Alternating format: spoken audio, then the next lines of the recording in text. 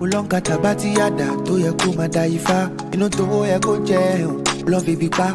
Oba tala, oba takutakun. Zongo Eshu, Ogun Oya Osun. Kini ṣẹ̀ṣe tán ṣe nílé yìí o. Ó jẹ́ lọ jára. Alafia, peace and blessings, peace and blessings. Welcome to another episode of the African Spirituality Experience. I am your host, Orisha Gbemi, and today we are joined by none other than our distinguished community elder, the Oloye Baba Ifa Karade. Alafia, Baba, how you doing today? Adani, Alafia, Baba Orisha Gbemi. Things are well, things are well. Give thanks and praises. Okay. Things are well. And to all of our listeners out there, one love. All right? Making this happen. We here now. We here now. Yes, sir. Let them know, Baba. We here now. Yes, sir.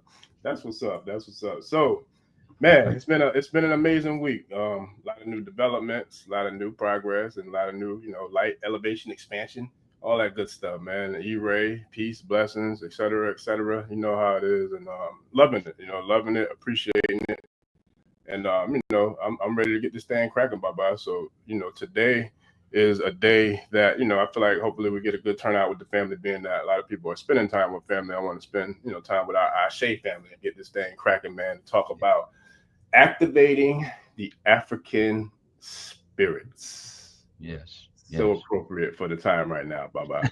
So appropriate. So how did today's I know we did speak about talking about, what happens after the transition, life after so-called death, or the transformation, etc. on our last, live stream. So was that what kind of inspired this one, or was it kind of like a separate dynamic that kind of inspired, how you saw today? A separate dynamic, brother. I just feel as though as families are gathering and whatever the situation, nobody's in judgment, nobody's in any way, again, attempting to swim against the currents of people's families and the love that they share.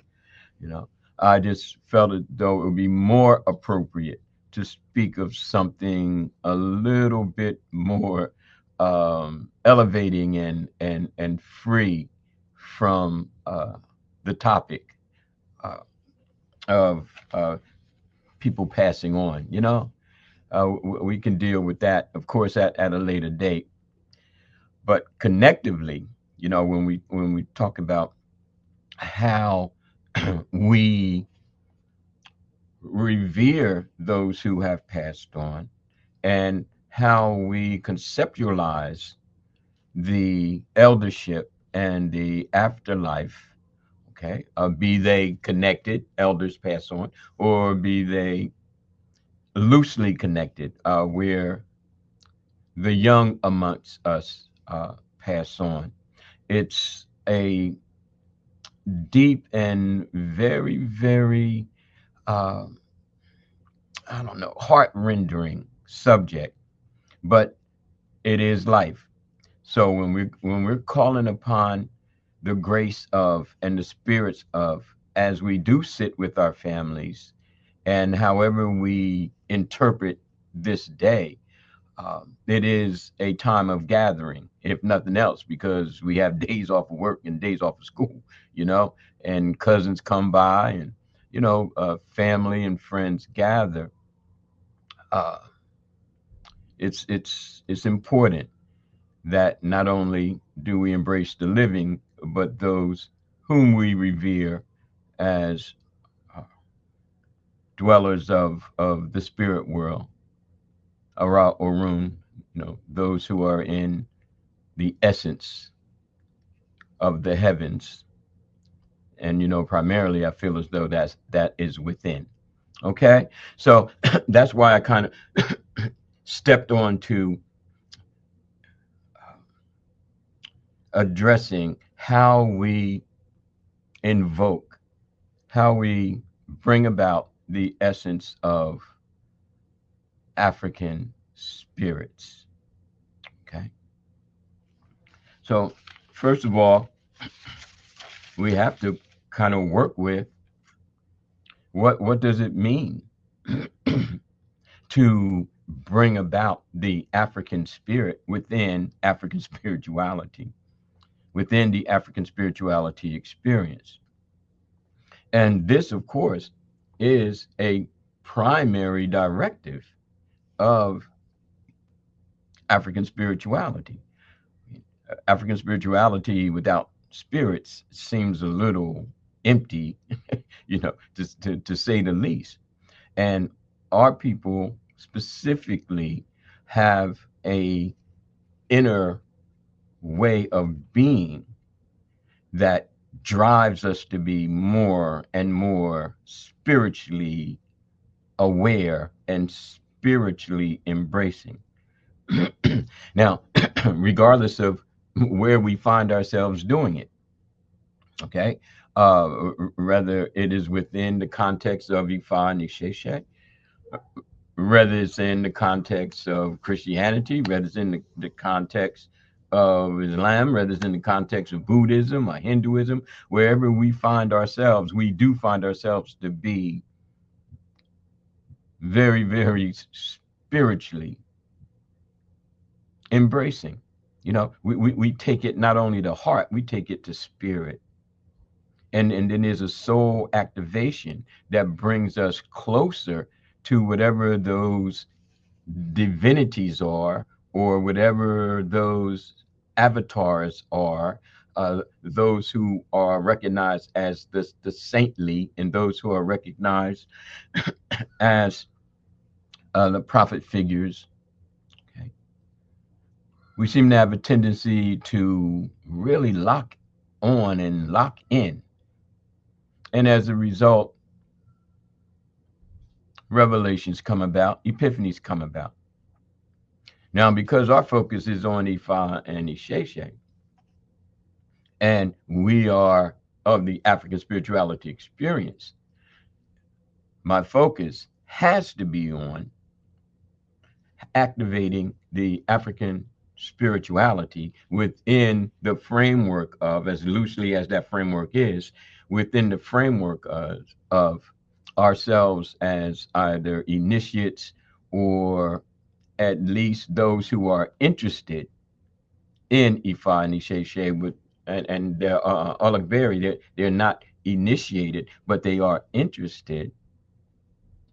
And no matter what roads they're coming from, be it their Eastern meditation road, be it their study of African history and geopolitical sciences, be it from an interest in language, speaking the Yoruba, speaking Twi, regardless of the road, it always seems to blossom at points of the destination, the spirituality part.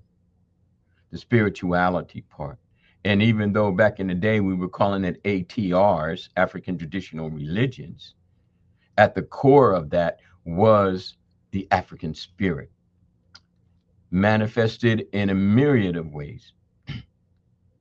Okay, and whatever, again, roads we were taking, because not many of us really knew of African spirituality.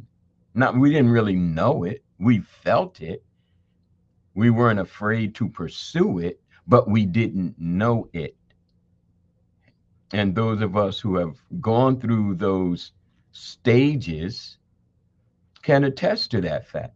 We learn more and more about African spirituality as we involve ourselves in African spirituality. You see? And that becomes the driving force throughout the course of our lives to become more spiritual. Not just, I'm spiritual today and that's how I'm going to be. No, if I was kind of resting on how I was 10, 20, 30, 40, 50 years ago, then that would kind of indicate that I haven't grown, that I haven't matured, that I haven't transformed, that I haven't transcended, that I haven't ascended. Because in front of us, needs to be that kind of stair-stepping or tier kind of movement that we might call upliftment, that we might call elevation, in terms of, hey, how am I progressing with this? Am I still being the same way? Am I still thinking the same way? Am I still behaving the same way? Or am I growing? I'm growing. I'm growing. Now, it's one thing to be old or older, or even the oldest, but it's another thing to be matured, balanced, spiritual, patient, absent of cruelty, filled with kindness and love for one's people. You know, what is the ultimate goal of the spiritual path that we're on? And this is where it gets very interesting, my people, because presented before us,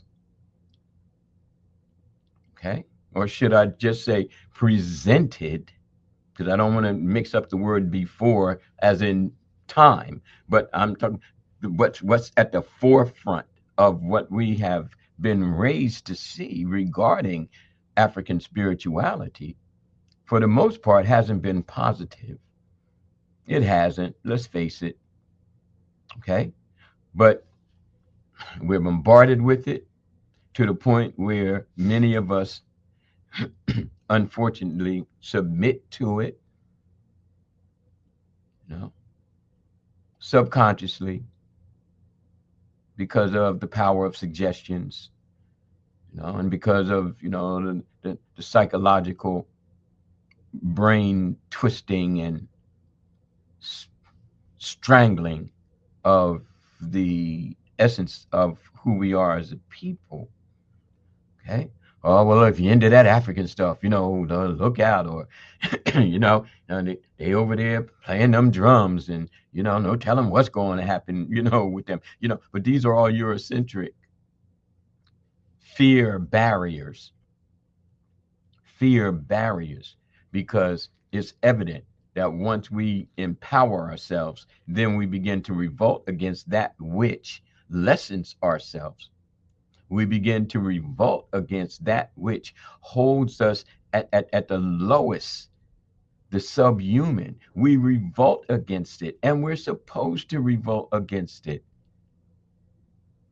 You know, I mean, really.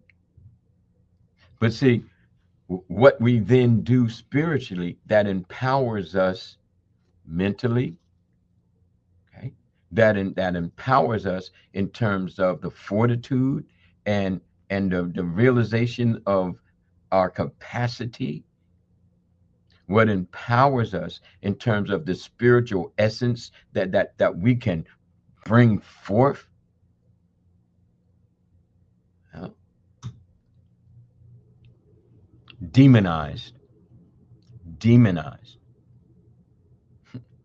I can remember back in the day when I had founded the Temple of the Mystic Path, and we're going back to 91 and 92, that, you know, I would have speakers come through, and some of them were, you know, pretty well noted in the area as being Pan-African, you know, Afrocentric, but they couldn't help but to state that they had many misgivings about being involved with anything African spiritual / religious. And I found that very interesting, you know, because for all of the historical and political statements made emphatically, you know, about our freedom and about our rights to be human,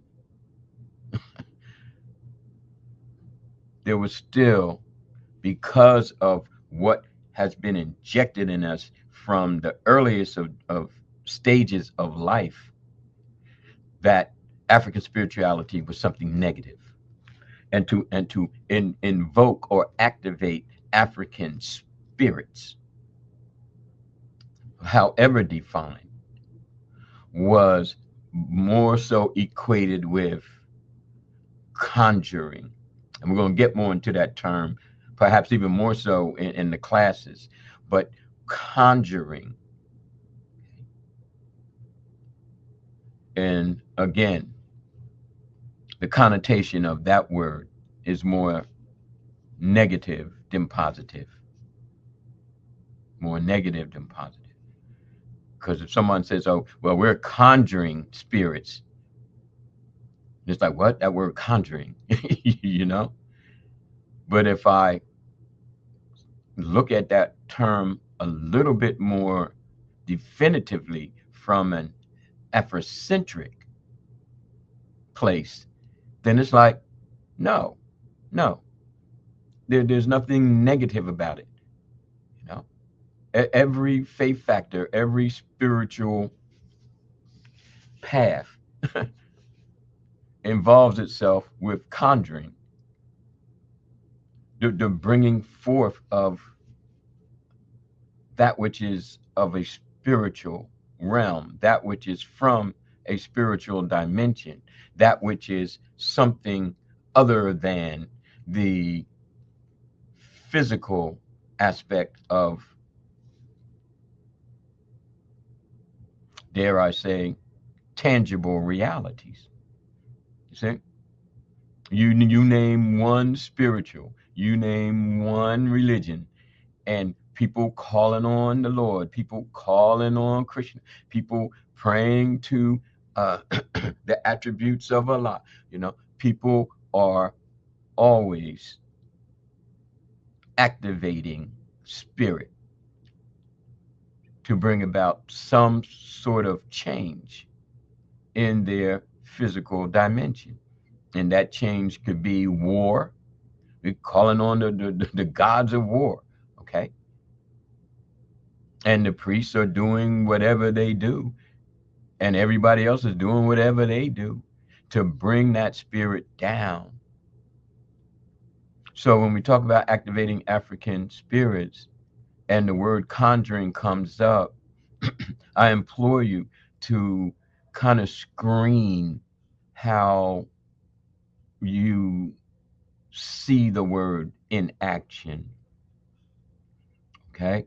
And recognize that the whole Eurocentric plantation overlord mentality is irrational, and again designed as a wall of not only protection, a barrier, so that we don't break through their force field, because it is literally a force field. Okay. But that we also not strengthen ourselves within ourselves to be independent of them, to be independent of them. We don't need your spirits. We don't need your religion. We don't need your God. You know, all of this has been, you know, kind of brutally whipped into us generation after generation. But we didn't need you before you invaded. We didn't need you, you know. So, you know, again, I just kind of feel as though a lot of people, you know, want to hear about spells,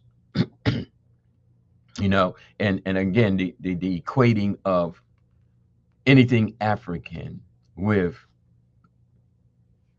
spells and conjuring and black magic and voodoo, hoodoo, and all that kind of thing from a negative connotation. We all know the positive connotations of those terms, but we are fully aware of how those terms have been used, once demonized, against our cultural frameworks and groundwork.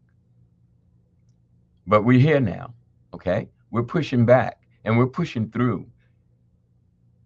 But we have to change our mindset, and we can only do that by examining our mindset and seeing what has had the most negative of impacts And words, yeah. If you want to talk about spells, again, that's why they call it spelling, all right? That words have a power. Okay.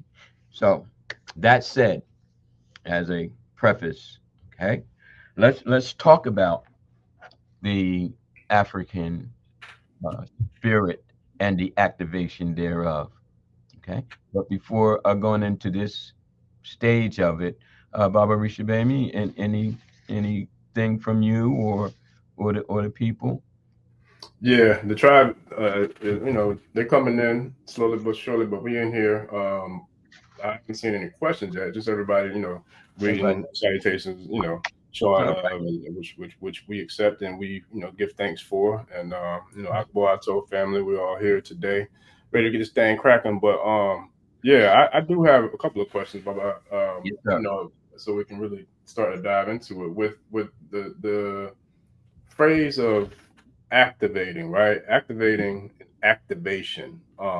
When we talk about our culture and we talk about our tradition and we talk about the words that you use, conjure or invoke or activate, what are some of the ways that we can do that within ourselves internally along the while we're also doing it to either appease our ancestors or to appease the Orisha or Ifa, and to activate that energy, that ashe, that power within these powerful deities, Yes. while also working on activating that internal, innate spirit amongst ourselves, in our inner selves, our ori, our third eye, pituitary gland, whichever way you want to look at it. Like, what are some of the ways that you have seen it done, or you have done it, or what ways that you think we can kind of learn how to utilize this activation Oh, aspect of okay. Ashe? Brilliant question. Thank you, Okay. sir. Uh, I would say the first is to listen to podcasts such as this. You see, to start gaining a framework, because you see, there are 1,000 times 1,000 places where one could go to find a spell. There are 1,000 times 1,000 places to go where one can be taught or shown that if you say this and do this, then that equates to activation. Now, wait for the magic. Wait for the response. And lastly, there are 1,000 times 1,000 ways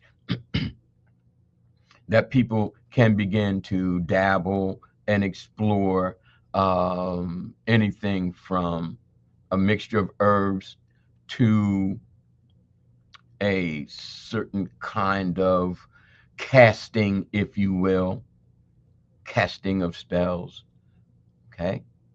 And misguide themselves through all those three processes into really thinking, and dare I say believing, that this is African spirituality. You see?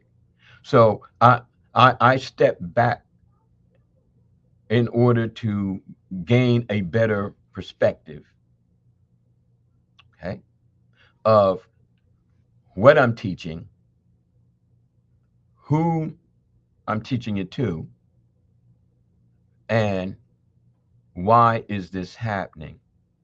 In other words, there's no blanket response, okay? However, there is a progression, there is a time honored and a time relative directive. I would I would I would say to people, don't just jump into activating, you know? Get with a mentor, get with a teacher, get with someone whom you can put your trust in, because a lot of spirits can be activated and all of them are not good. And a lot of people can succumb to spirits and all of those spirits aren't good. And a lot of people can be taken to points of, I can do what I want with this, and become very manipulative. And obviously that's not good. So in answer to your question, my brother, and that is what people can do is sit down and start to learn. Sit down and take it upon themselves to accumulate knowledge and experience. And see, for example, activating African spirituality. Some people might think, okay, we're gonna get down there, and we're gonna learn how to, to bring spirits into it, and we're gonna learn how to, make powerful things happen. And I'm like, not today, not Right. today. What you're gonna learn today is how to get your head right and how to realize what you're up against subconsciously. Mm. So that you don't take all of this that's being offered to you right here, right now, in the way that you have been programmed to take it. The mind has to be clear. The intentions have to be clear. The heart has to be clear. The spirit has to be clear. And that, my brother, that's stage one. That's stage one. So, if we're going to activate the spirit, let's start going in the right direction. That's the first thing. What is our intention? There's no need setting sail and not knowing the destination. Yeah. There's no need setting sail and without making sure that the vessel is sturdy enough to cross the seas, which will be turbulent and which will be fraught with dangers unfathomed. So becoming more spiritual is becoming more focused on the betterment of self and the betterment of the world in accordance to Ifa. Okay. Now, throughout the courses, to include today, I will touch on various ways to rethink and redirect all who are interested in activating African spirituality. Okay. All right. Mm. Now I want to share this, and again, those who are taking notes, please make sure you put Baba Orisha Gbemi's question down, because that is the question, and the answers will come In divine time. Yeah. I was just saying, bit by bit. Well, One. it's funny because we got multiple comments and we do have questions now. So I want to share one of the comments, and read it. So I didn't want to like throw you off. I know it's difficult when I be swapping all the messages out, but this one is from I hope I'm saying it right, but Tara. She says, listening to Baba answer this question, I'm feeling also intuitively that there is also an act of learning oneself. We start to learn how to hear our inner voice. That's powerful, Tara. I was literally just having a conversation about that last night, Baba, about how, just giving thanks and gratitude for being able to tune into the frequency or the channel that I feel like I've been blessed to kind of navigate on, whether it be if it's an ancestral, intelligence or communication, or if it's an Orisha intelligence or communication, Ifa, a cosmic, like frequency, because it's just like a radio station. Each station has a different, channel that it has to be on, and it also is resonating on a different frequency. And for me, being able to hear and feel or sense these extraterrestrial communications or these, outside extroverted communications that I feel like are coming from different sources, different realms, different dimensions, different frequencies. It's a blessing, it's a gift, and I give thanks for it. And what I've found especially over the last 6-7 years on my Isheshe, E5 journey, is that the more obedient I am to the messages that come through, the more I'm able to expand my awareness to more messages that come through. So, like, to literally mirror and piggyback off of what the prolific comment that our guest made, I agree, and that's spot on with what you're saying. It does take with us learning ourselves. It does take tapping into the Ori. It does take meditation and being able to sit with the stillness, the calmness, the quietness of peace and serenity within. Because the more we do that, the more we're able to, I feel like, listen to, accept, and embrace the power of communication from God. Because, brother, shout out to Ifa Fagbanga, the founder of Idise, Jin, and I've heard it before too, but I know he said it on the show. He was like, when we give offerings and prayers, we're speaking to the deities and the Orishas and, the ancestors that go on, etc. But when we go into meditation, we go into solitude, we're able to then listen to the voice of God, listen to the universal prime creator's cosmic delivery of information and downloads to us, during those stages and phases of our life, when we put the time into it. So I wholeheartedly agree with that statement, Baba. What about you?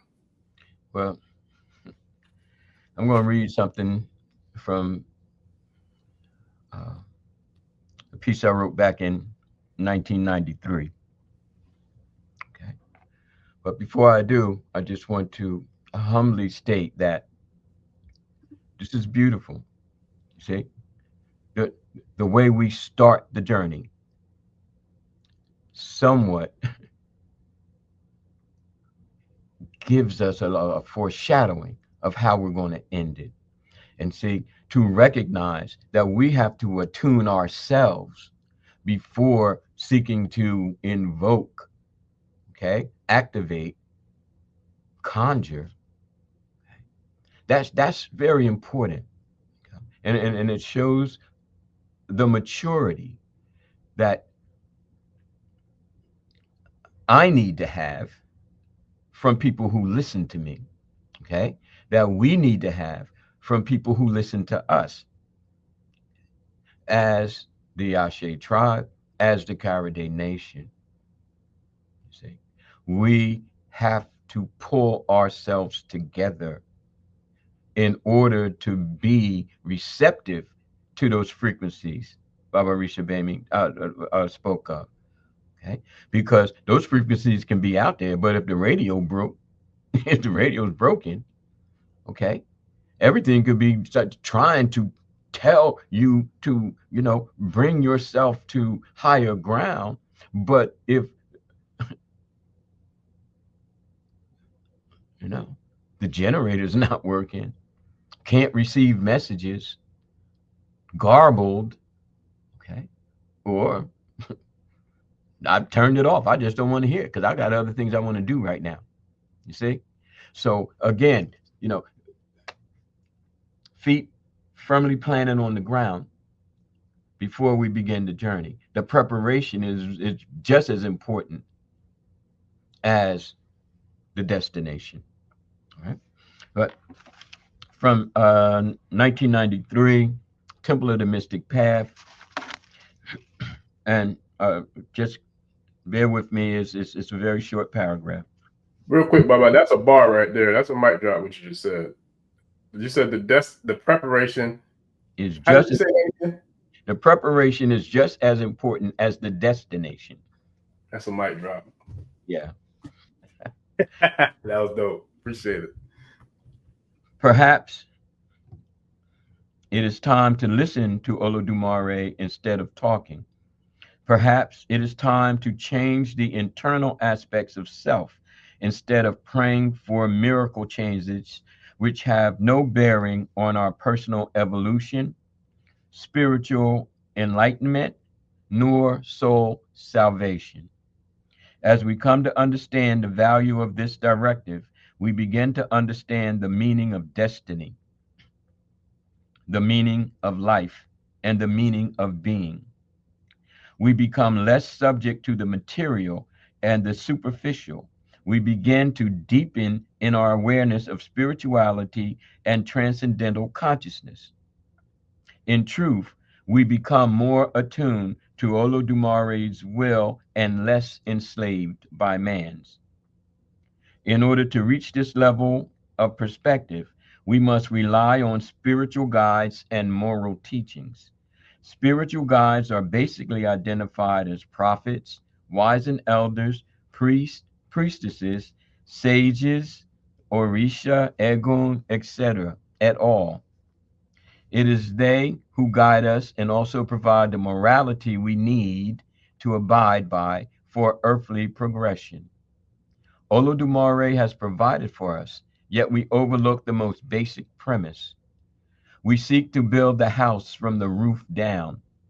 It is important to realize that there too exists the need to be in accord with our spiritual heritage as well as our genetic. It is important to realize that we, as Africans, possess the ability to reach our soulful selves through our African Orishas, our spirits, our prophets, Orumila, and our ancestors. We must understand the importance of this. We must understand the importance of the circle not being broken. Ashe. Sure, that's powerful, Baba. That's powerful. And I love it too. And we got a question from Brother Hefe, and he said, just starting to explore African spiritual path. Is this considered Yoruba or Vodun? And I believe Brother Hefe is regarding to our conversation and what we're talking about in regards to activating the African spirits. So, Baba, you want to tackle that one first? Sure. I mean, it's very, very quickly, but Okay. not overriding or overshadowing Jefe's question. Well, it is considered Yoruba or Yoruba. It is considered Vodun. So the answer to your question is that it's both. Okay. Now, let's just look at a tree. The root of it is Ifa Isheshe. As it breaks into branches and leaves and fruit and seeds, it takes on many different names and many different functions. Okay. So at one time, we were calling it more Yoruba because of the Yoruba people, which were the major population who not only brought about Ifa and Isheshe, but as a population, spread it to different regions of the West African geopolitical, the countries thereof, right? Vodun, we take more from the country that was called Dahomey, but now Benin, and the settlement of a large part of their population in Haiti. So we have the Vodun in Haiti, but we have the Yoruba in Yoruba, but they're all from the same tree. Okay. And then, of course, now it branches off to Candomblé, Santeria, Lukumi, okay, and I'm sure many others. But here we are more centered on Ifa Isheshe, but realizing that perhaps we're just the bough of the tree. You know what I mean? Because we are trying to connect more so with the actual root. Okay, Jefe, I hope that answers your question. And there are books out on the subject. The Handbook of Yoruba Religious Concepts is highly recommended. Okay, as well as others. So start reading and accumulating knowledge and following the podcast and watching how you interpret Okay. And stay in touch with us.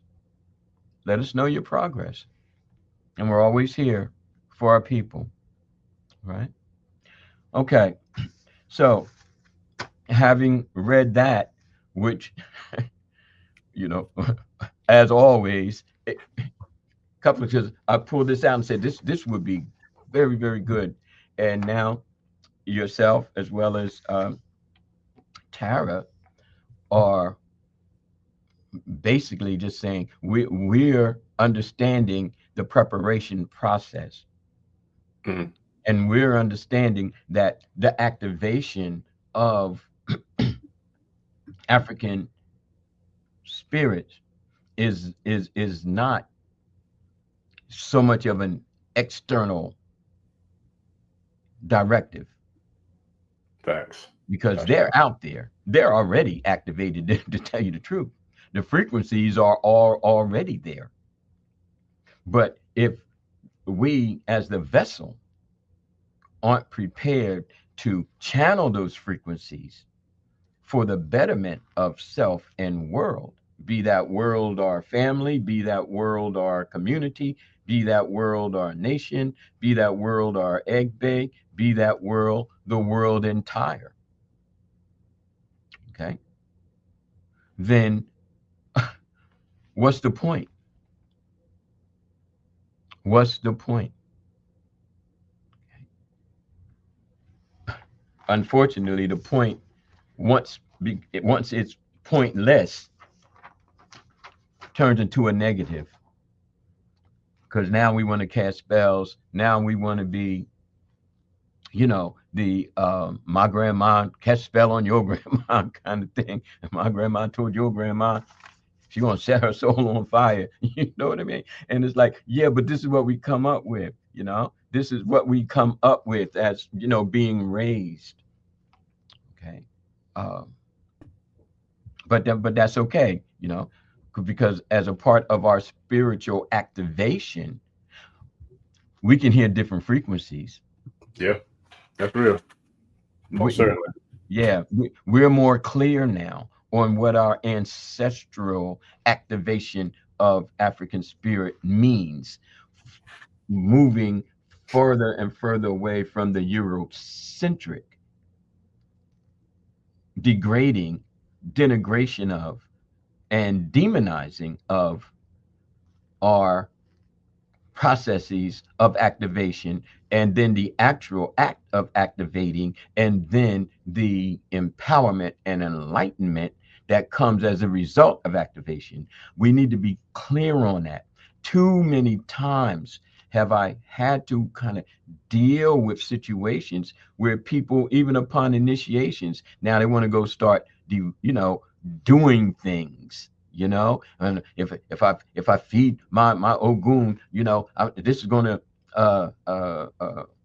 get back at that person who hurt me, or this is going to get back at that person who fired me from my job, or some instances, I'm just going to sacrifice a chicken and put it at the door of my supervisor. I'm like, whoa, wait a minute, what you doing?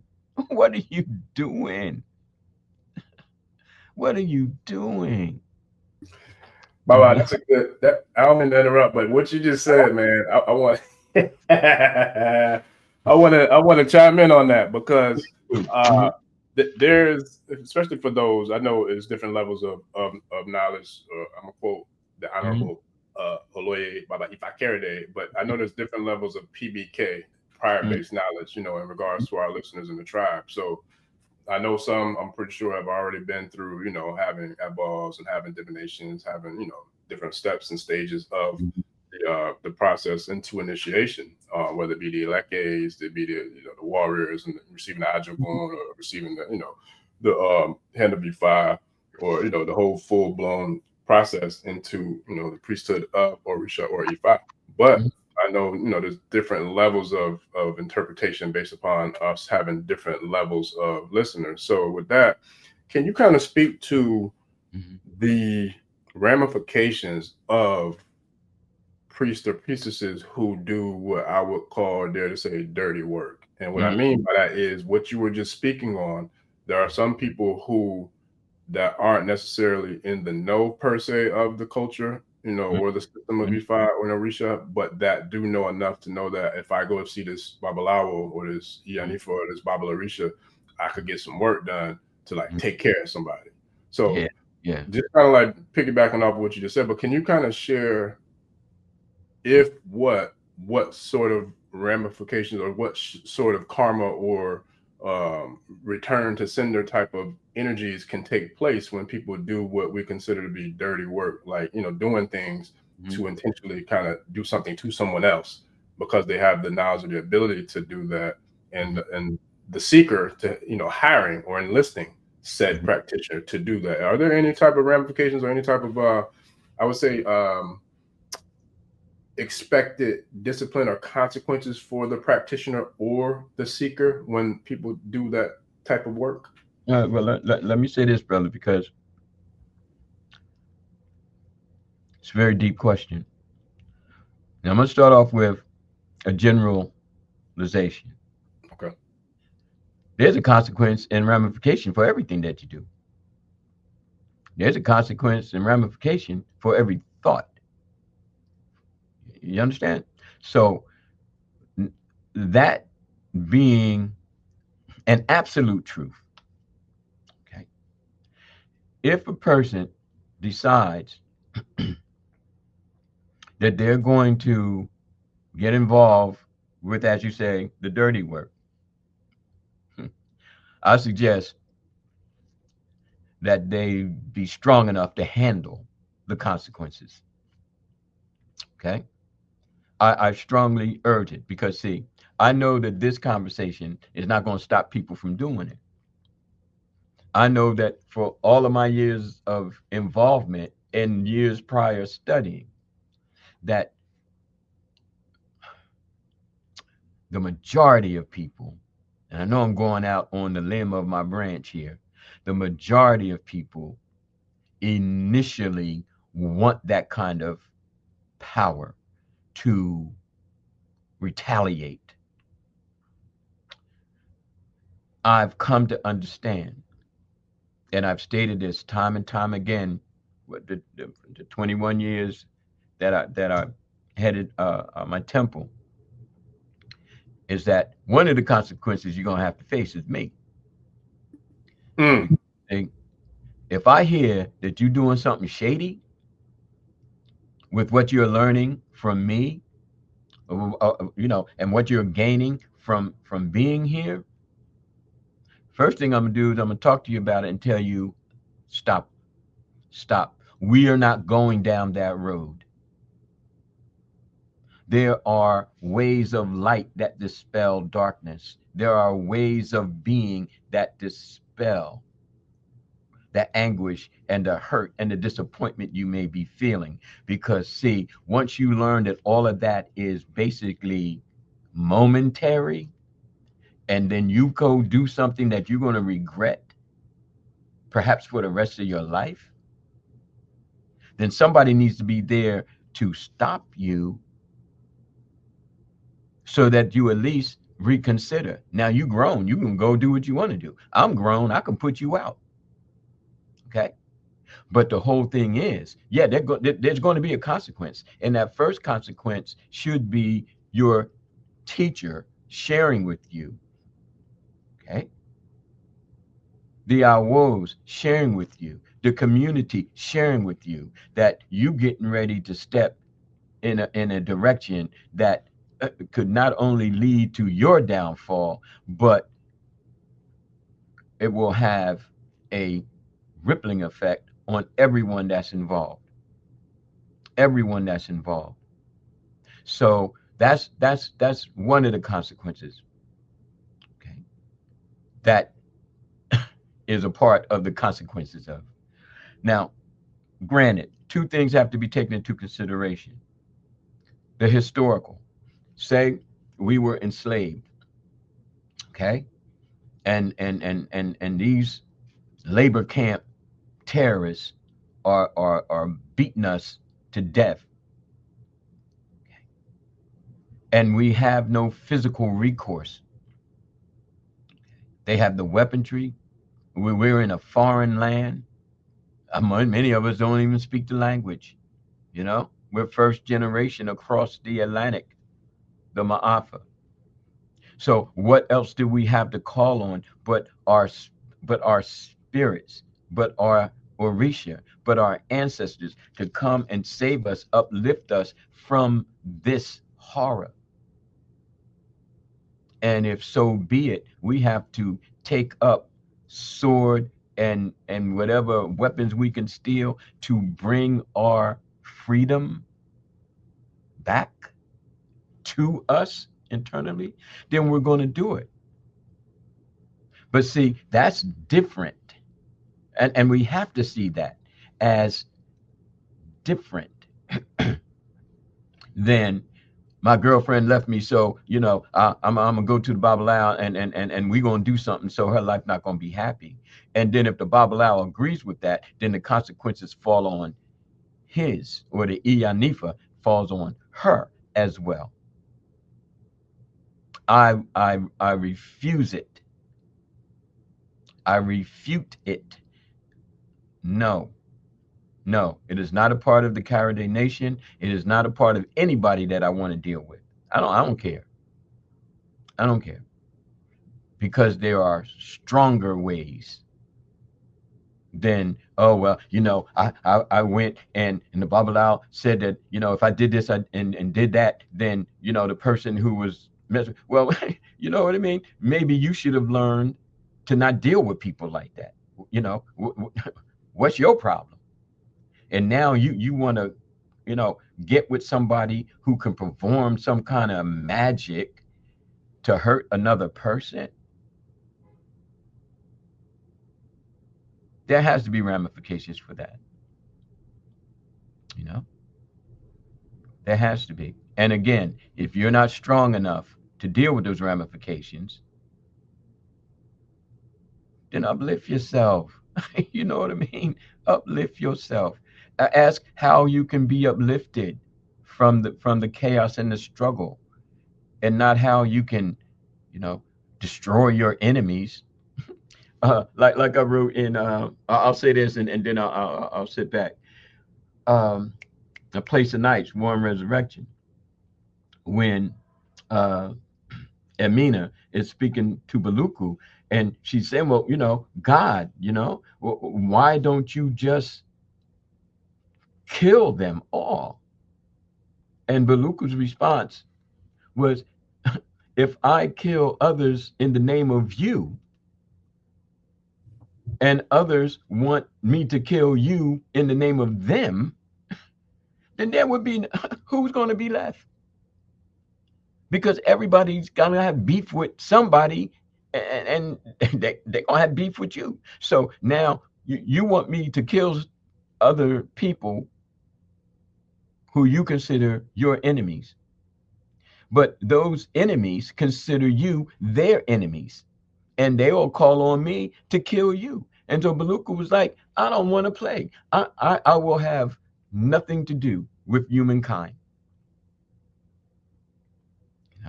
Work it out. It is endlessly catastrophic.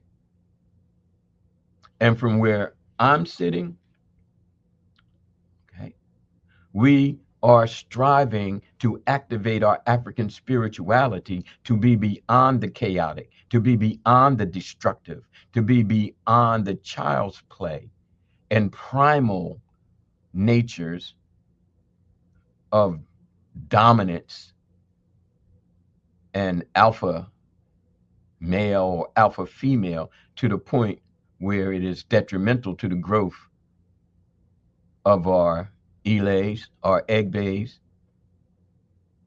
our nations. So for those new people coming in closing, I would strongly urge, you're grown, I can't tell you what to do, but I can urge you to not go in that direction.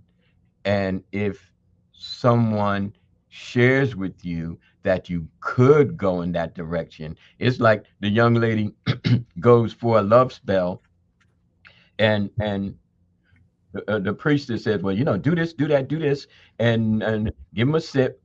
Now, I ain't even going to tell you some of the things that I've heard that would go into this ingredient. But you give the man some, put it in his food. You understand what I'm saying? And then when he eats it, he gonna fall madly in love with you. Well, I'm just gonna cite this one instance. Young lady went and did it. Oh, the spell worked. The spell worked. Next thing you know, they getting married. Okay. The next thing you know, there's domestic violence. The next thing you know, she's in the hospital. The next thing you know, he's in jail. Now, we could call that a consequence, a ramification, but we can also call it common sense, because why you want to bespell somebody or bewitch somebody to do something for you, like you're going to shut your eyes because of your desire and not see the signs that Olodumare has set before you, the ancestors have set before you. It's like, nah, maybe, baby girl, you shouldn't be getting with this because you don't see it right now. You're not hearing. You're not listening. You just want to do what you want to do. You see? And so now there's the consequences. And they had a baby. So now the baby has got to suffer the consequences and the ramifications of somebody who wants to get something done to get what they want without checking, without listening to that baby inside their ear. You see? They're not exercising their adult sense. Hopefully I answered your question, brother. I believe so. I do have another one, and this is from Hefe as well. And he said that hopefully I'm not bothering too much, but I got two quick questions. Not knocking it, but is animal sacrifice required in this religion? And also, is someone who is mixed like myself from Latin America and Caribbean could practice this? Yeah, well, Hefe, bye bye. I'll jump in real quick for that one. You're definitely not bothering us, family. That's what we're here for, to be able to have these types of conversations, especially in the live stream format where we can literally tap in, in Q&A. So we appreciate you for tapping in with us. But yes, animal sacrifice is a part of the Ifa Sheshe tradition and culture. I think the more that you read into and study and learn more about the culture, I think the more it will kind of clarify or give you a precise definite reason, or I should say description as to why, or definition as to why that is a part of it. But most importantly, and I'll quote Baba and several other Babas and Iyas who have taught me, is that the most important sacrifice is the sacrifice of self, with sacrificing yourself and the things that you have to do to improve, to elevate, to the next level, to progress to the next stage, to graduate to the next grade, in regards to your life, in regards to whatever it is that you're doing.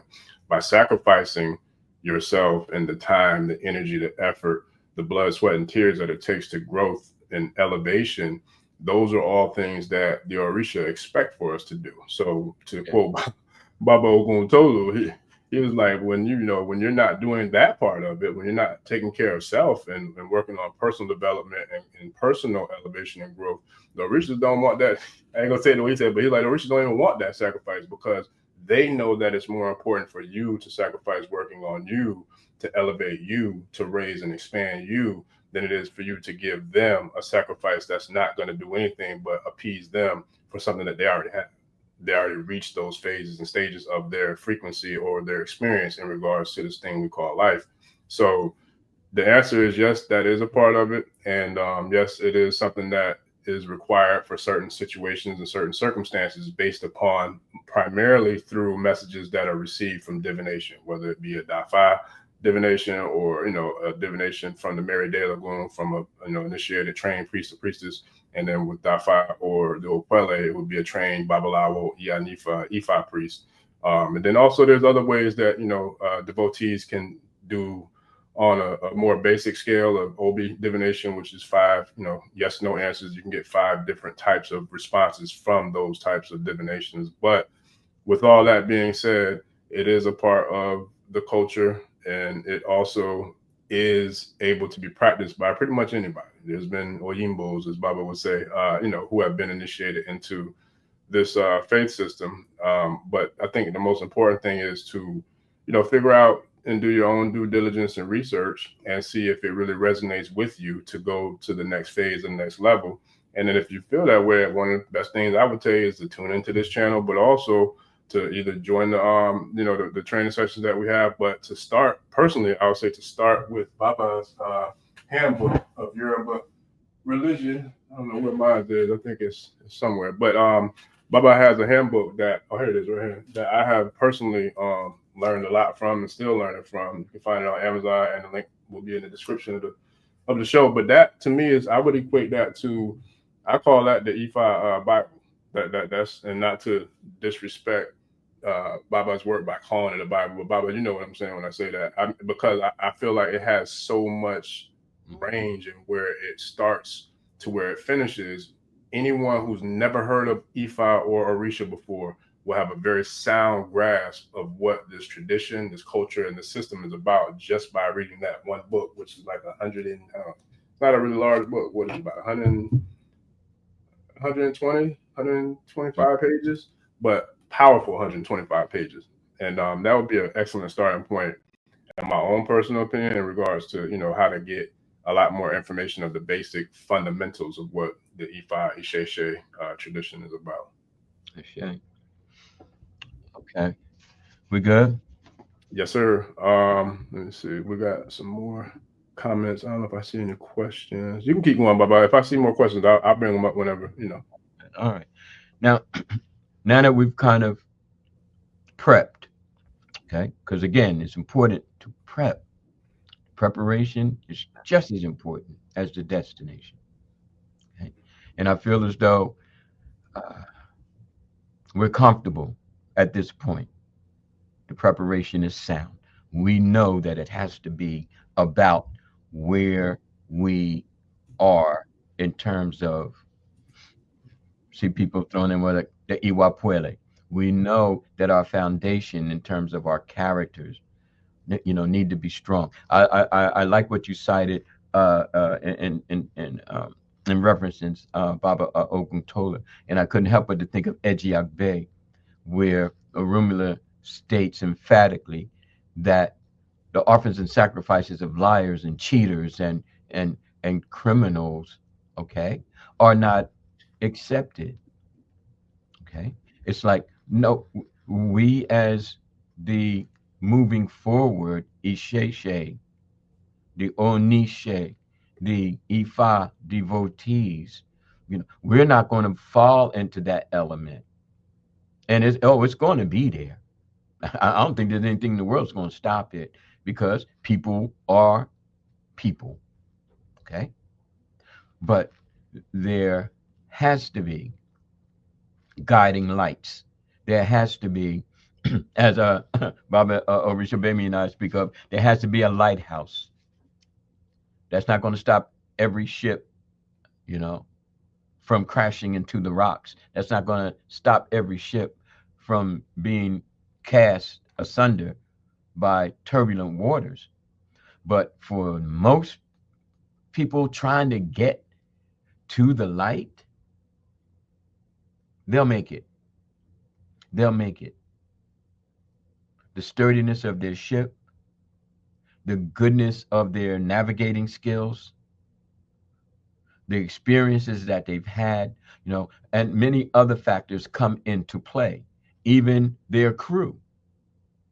Okay, so we start to picture where we are and what we're doing and who's involved, so that we don't crash into the rocks, so that we don't get turned over and over and over by the turmoils of life. And we talked about that a little bit when we talk about fate, destiny, and deities. Okay, Stuff is going to continue to happen. But are we going to lose our spiritual inwardness as a result? Are we going to lose the eternal directive in our internal and our physical, our behavioral becomes warped and disrupted, and we become imprisoned in the most harsh sense of the word and in the most subtle sense of the word. Okay. And this leads to Ori Ode, Orisha. I don't want my inner head to mess up my outer head, my thoughts, my subconsciousness. How's it affecting my behavior? Am I going to run to the Babalawo every time I can't get what I want? Or I'm going to sit and try to figure it out and then just go for assistance? And is that Babalawo or Ianifa or Baba or Orisha going to help me to figure my life out, or just going to keep having me do things, compounding my lack of introspection?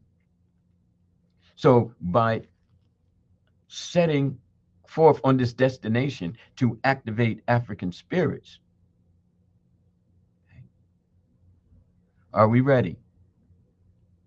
Iwa Puele, Iwa Lewa, Iwa Laye. Okay. Our character, our oneness with nature, we are nature, and our ability to move forward without regression. Every time we move forward one step, we go back 3 or 4. Arumala states, should start learning to move forward without regression. If you say you're not going to do it anymore, then stop doing it. It's going to take willpower. You're going to be challenged. You're going to be tempted. Okay.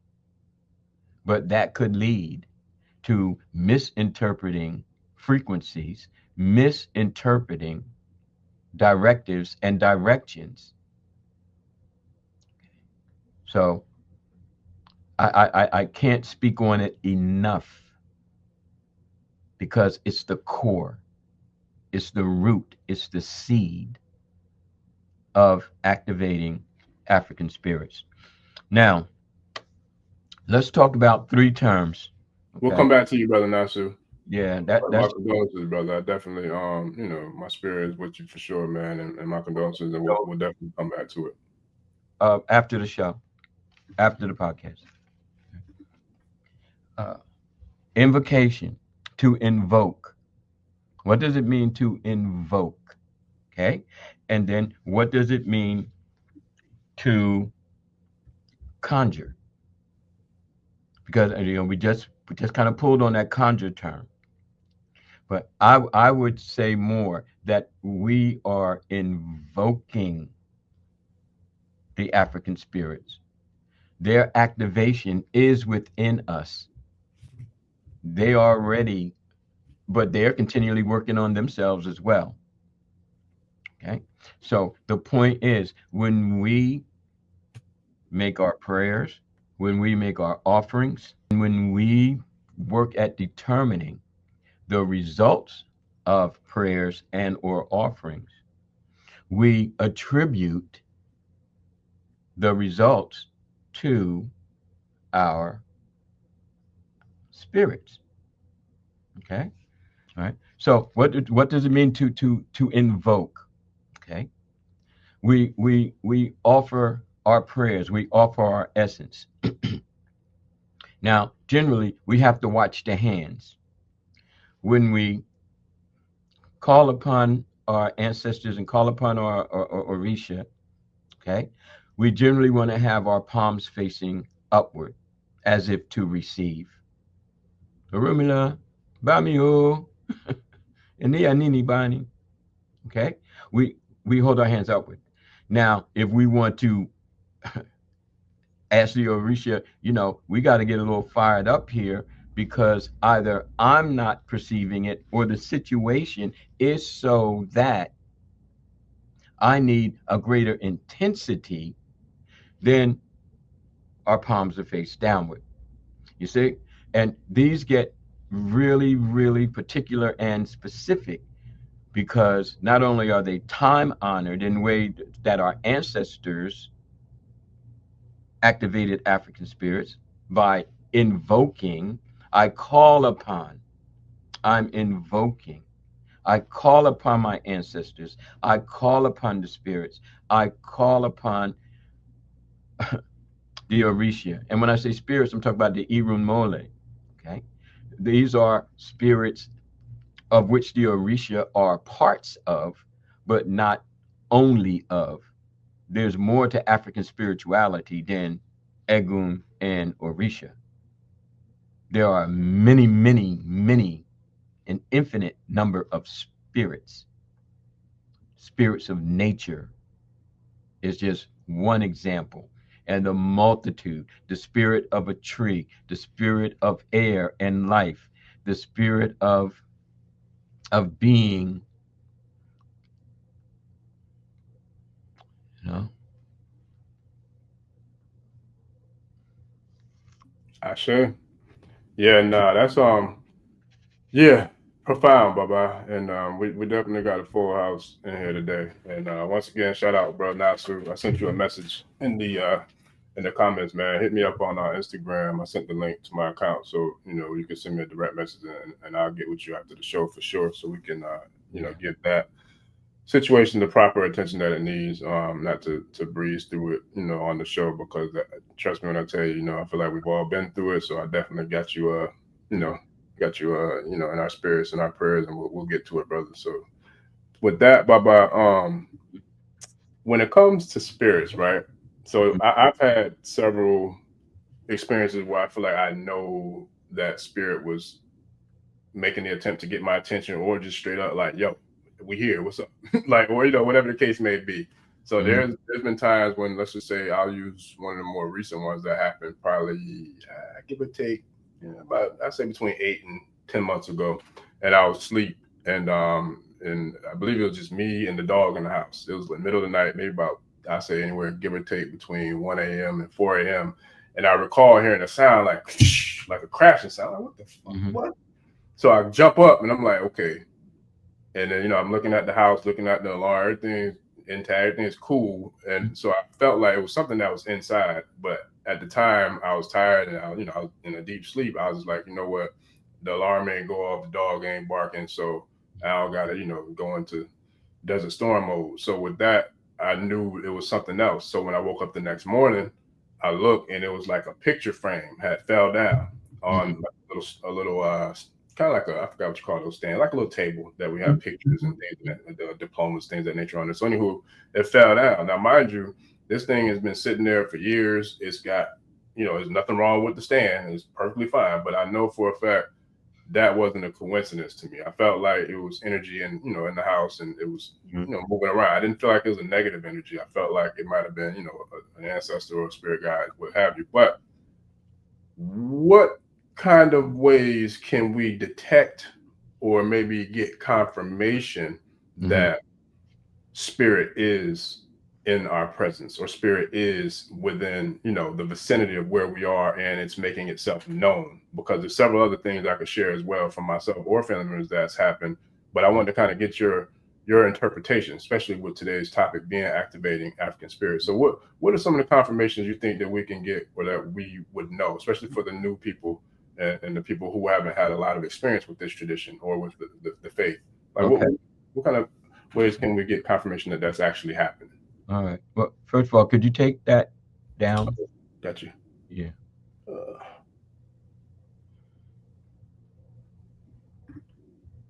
Okay. Okay. Now, what happens here is what happens when we become attuned. Okay. Our levels of perception, okay, not only reach in, but they reach out to the levels of perception of spirits. Irun Mole. Okay. Now, there have been times when I could smell spirit. It's like I'm not. There's no incense lit. There's nothing. Nobody around. But there's this smell, and I knew whenever I smelled that smell, that something beautiful was going to happen. That something really good for me was going to happen. And no, it wasn't always materialistic. You know, it might have been, just a phone call. Look, I, I knew you were going to call. I knew you had good news for me. I'm happy to hear that such and such and such happened, and then I started to associate the smell with the good fortune of myself or someone who was close to me. You see? So here we go with the Iramoli, the spirits speaking to those of us who are receptive. Now, when we take it positively, it becomes positively exponential. Okay? Like this is great. They're moving through. I feel them. It's okay. And like Tara said, I just feel them and I go back to sleep because I know everything is all right. But then you have people on the other side who feel frightened, who feel, the frame fell down, or it smells funny in here. Oh Lord, what's going on? Da, da, da, da, da. And they feed into that negativity that disrupts the frequency. And perhaps now that spirit who was moving through with the blessing doesn't move through anymore because fear, or it's a ghost. I've had students as young as 13 years old state, I still hear my grandmother. There are times when I even feel as though I see her. Now, if I were an upstanding, Christian or whatever, it might be, oh, child, you know what I mean? You don't want to get into that. Or some Oyimbo with, these spirit things are, they're no good, But as an Ifa Isheshe person, I'm like, tell her hello, you know? Say that you remember her. Embrace her spirit because maybe she's coming back every now and then just to check on you, just to see how you're doing. And and I say it with a smile. And so then now that person is forming a different way of perceiving spirit. And soon enough, that young person with this type of positive reinforcement will be able to activate that spirit. Will be able to call on, well, Grandma, I don't know what I'm going to do in this situation. I could really use your help right now. And then just take a couple of breaths and wait for the message. You see? So, as we involve ourselves in spirituality, spirits will be activated, whether we invoke them or not. Everybody who feels themselves to be an Oshun, it isn't because they've been calling on Oshun. It's like Oshun gets coming through. Oshun is Iyami, or Obatala, or Ogun, or Shango, or even the Babalao. That was telling me that Ifa was in me before I even knew what Ifa was, or who Rumila was. The spirit has already been, the spirits have already been passing through and leaving their residual essence within us. And the more they do it, the more we become like them. That's real, Baba. You remind me of when I was in Ilobu, when I went into Ifa, and we were getting prepared, for day one, And mind you, we had the storms that came, which were powerful. I'll never forget how powerful those storms was, and the time of year that's not normal. That they normally don't get those types of storms, any storms for that matter, in Nigeria in that type of time of the year. But I recall when the Oloye was preparing, everything for us to get ready to go into the Vodun, and he, one of the messages I got was saying that Arumula said you should have been here a long time ago. Ifa's been waiting for you. Right. And I'll never forget that, because I'm like, yo, this is powerful. But I remember the very first Fada I had ever received about maybe 2.5, 3 years prior to that, what the same message came from the Babalawo who was in Nigeria as well, saying that, but so that was like the confirmation, like that the messages that I received prior to me getting to Ilobu, getting ready to go, and to actually meet Ifa, it was like, yo, you're supposed to, we've been waiting for you. So I'm like, yeah, it's powerful. It's profound. It really is. And I can concur. As I've shared, many of times, it was the same for me. And Sure. and that's why we're the Ojise right now. Okay? Sure. Because it's all by, as we say, it's all within divine order. Sure. Now the spirit of Ifa, the spirit of Orunmila, is an indication that the Orisha, the prophet figures, the Irumole, have spirits as well.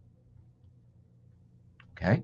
Because we have to remember that the majority of Orisha, to include Orunmila as a prophet, actually were human beings. And the activation of our spirit Orisha, our spirit Ifa, causes us to wonder if we're not the spirits that are being activated. If we're so moved and so driven by spirits, then are we not also spirits? And then do we not only now have the responsibility to speak to the spirits of others, to guide the spirits of others? The conclusion that could be drawn is that we're all activating one another because we're all African spirits. Sure. That's powerful. So, Orunmila's probably been passing through me all my life, as with you, but preparing cultural mishaps, historical mishaps had just laid fate upon us that we couldn't go to Tashe and be young Babalaos at 6 and 7 years old because we were dragged across the Atlantic, trafficked. But that didn't stop the spirit of us. You understand what I'm saying? That didn't stop that spirit. And that spirit keeps coming around and activating us to the level of Orisha, to the level of sons of Orunmila, daughters of Orunmila, Babas and Iyas, Babal Orishas and Iyal Orishas. You see? But we have to be careful in regards to preparation. And now those of us who have arrived, okay, in terms of preparing others to keep us from going over into that side that is harmful, manipulative. And as has been stated to me by madrinas and echoed by padrinos, going through the whole Latin phase, is that the syncretism, and that is, well, the African side is the magical side. It's that's when you want to do something, or get something done. Like I responded to a New York Times reporter when some Palo folks have been arrested for digging up graves because they want to use the bones of criminals and people who were, you know, not too cool, okay, to now go out and do nefarious things. So undercover agent got in there, busted him. The reporter came to me and asked what was my take on it, because uh, I am scratched, you know. But I don't follow Palo. I follow Bakongo. Like I don't follow Santeria Nukumi. I follow Ifa Sheshe. And I'm like, no, that's not the majority of our ancestral way. Where there's some people who did that, yeah, just like there's some people, Christians, who do terrible things and Muslims who do terrible things. Come on, we're part of the human family, no matter how raunchy we can get. So let's not overgeneralize here, and let's not be stereotypical. I'm presenting to you that when we kept the bones of our ancestors, it was for divine purposes. It was for connectivity. It was to call upon their spirits through the essence of their bones. I feel it in my bones. Okay? How to navigate best through life, how to do well in life, how to uphold myself. Agbo ato, to be erect, to be straight.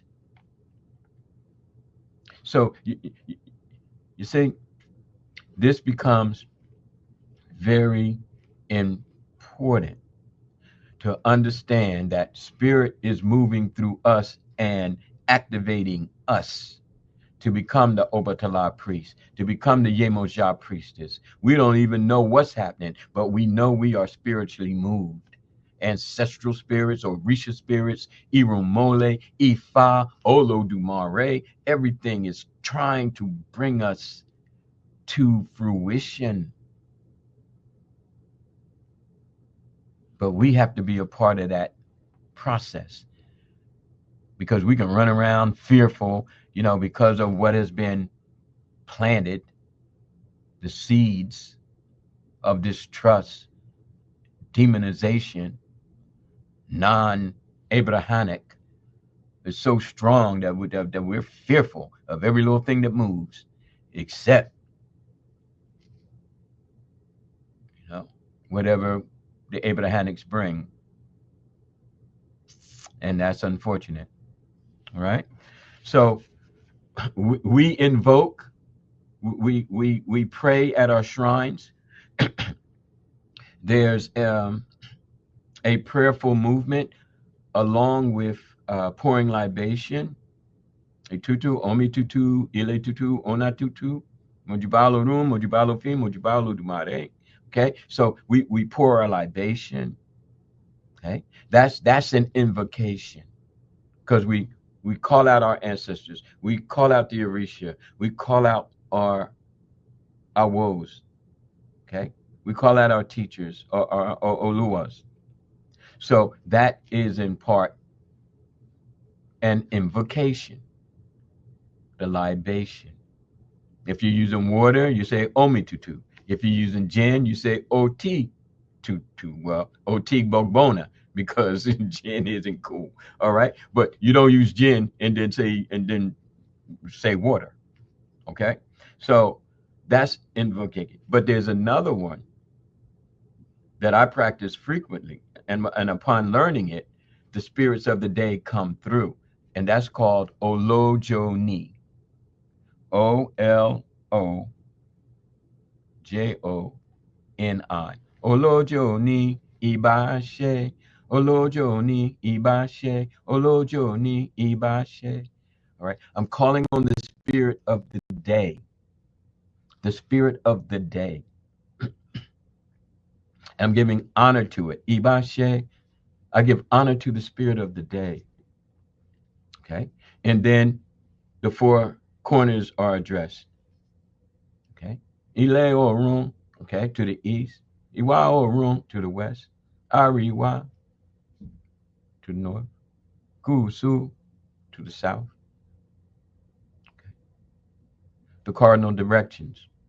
So this is an invocation, calling on the spirits of the day to come forth with understanding, and yes, with their blessings.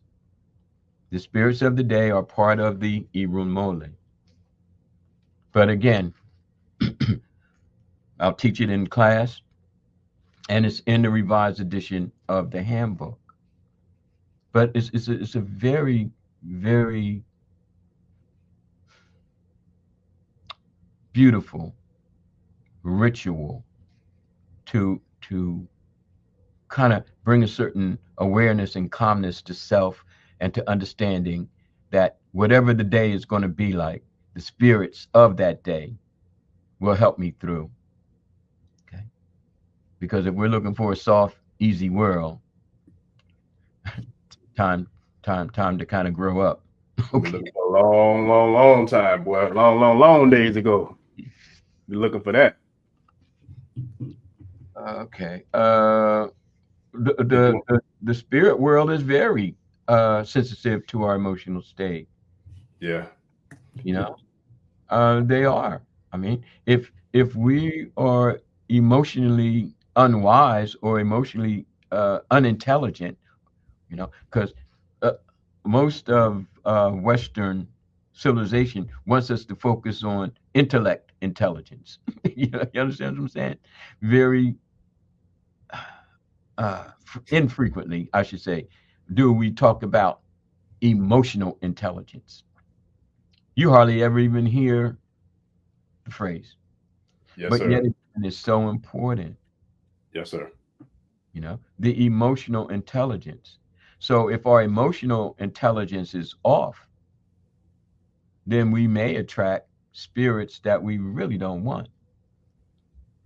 Okay, because as I stated before, even from an ancestral perspective, you have the Ajagun, who are a part of the Irumole and Orisha, but you also have the Ajogun, who are not a part, or I dare say, who are more distant from the light of the Irumole. Okay, and these are the negating spirits, the EB spirits. Okay, the Osogbo spirits.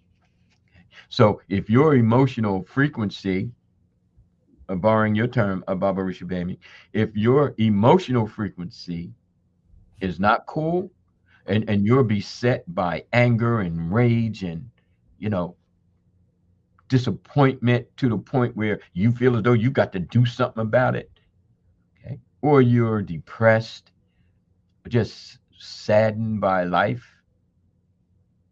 then you could bring forth from frequency through subconsciously into your being a spirit that is going to wrestle with you. Yeah. You know. Well, and also, Baba, Yes. to join in with you, man, I'm gonna tag team up in this thing. What Nkosi brought up. That's an excellent question as well, brother. Emotional intelligence is so extremely important. It's not even funny. Like, it's like that's one of the most, I feel like, on top of like budgeting and learning how to balance the checkbook and pay bills and learn how to build a credit score and credit profile and all these things that real life necessities and tools that our children need to take into the real world. Oh, and let's not forget entrepreneurship training, which that's something I shall be offering as well, because I've been doing that professionally since like 2018, 2019, I think. But with that, Baba, emotional intelligence is so significant in regards to this thing we call life that it baffles me to see that I very rarely ever, if ever, heard of a teacher, a principal, hell, even a school board member mention those two words, emotional intelligence. And people like yourself, which I'm sure you've done your fair share of studying and researching and working with it, as well as myself. Once I learned about it and learned what it was and how significant it was, I never stopped like studying it and learning it, because according to who you hear in regards to like the experts in the field of emotional intelligence, but some would argue the fact that EQ is what is called abbreviated emotional intelligence is actually more important than IQ in the thing that we call life. Because if you don't know how to handle or manage or control your emotions, it could be catastrophic in regards to how we live our life. Me personally, being someone who was challenged with you know, I would feel like a low level emotional intelligence because I didn't know how to control my emotions. And let's paraphrase like Baba, emotions when broken down phonetically is energy in motion. So Yes. when you combine the two, you have emotion. So if you don't know how to control that energy when it's in motion, it can roll off the rails. You know what I'm saying? Like driving a doggone semi off the side of the cliff, because that's how catastrophic it could be if you don't know how to control it. Well, where the hell was we supposed to learn how to control it when I'm sitting here at 44? And I don't think I ever heard of it, Baba, until I was maybe in my 40s or late 30s before I ever heard of emotional intelligence. Now, okay, we good? No, yeah, go ahead, go ahead. I would like to add to where else we don't hear it. We don't hear it in our elays. We don't hear it from our babas and ears. You know what I mean? Yeah. We don't hear it in almost any religious construct. Yeah. You know, because it's not about becoming knowledgeable. It's about becoming a follower. It's about becoming so obedient that you have no will.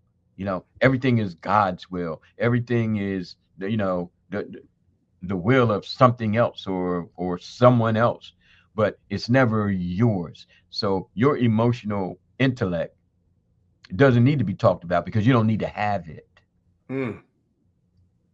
Even your IQ, it is not important.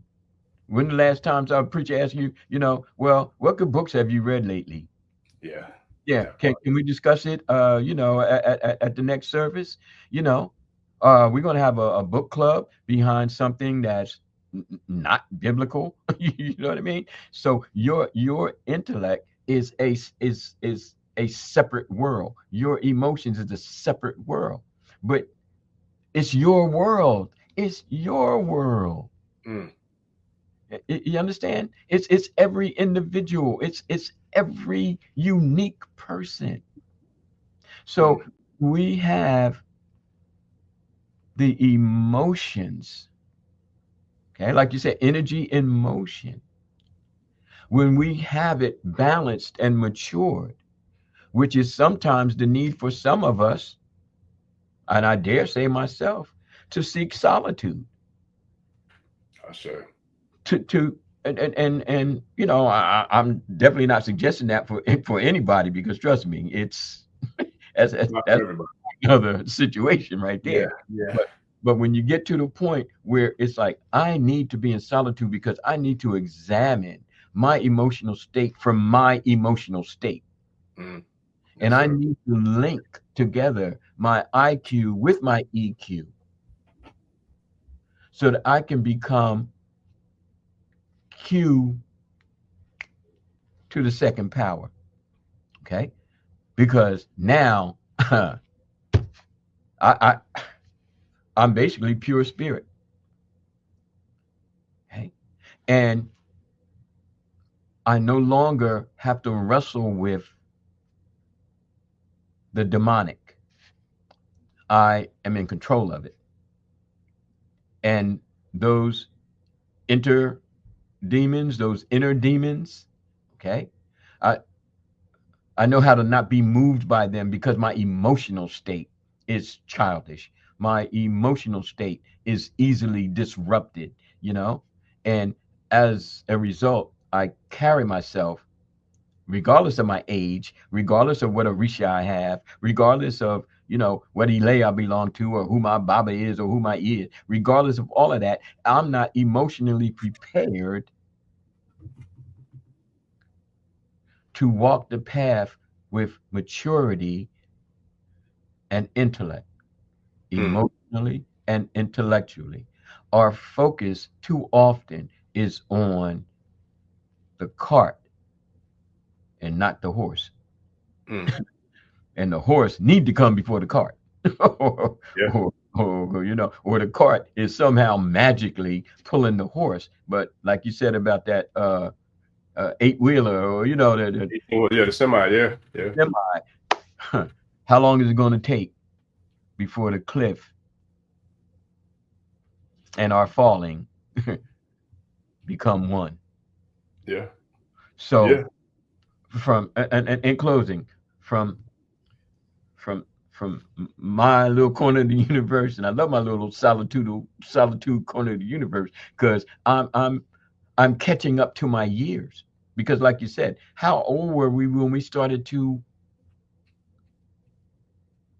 be invoked to the point where we are now understanding?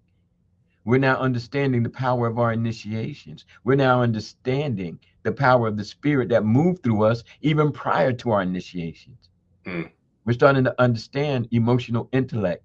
We're starting to understand IQs, but we're also starting to understand spiritual intellect. Sure. We have to. But who dares to speak to us about it? Well, Ashe spirituality experience. Mm. Okay, the Sure. Ashe tribe, the Karade nation, combined a force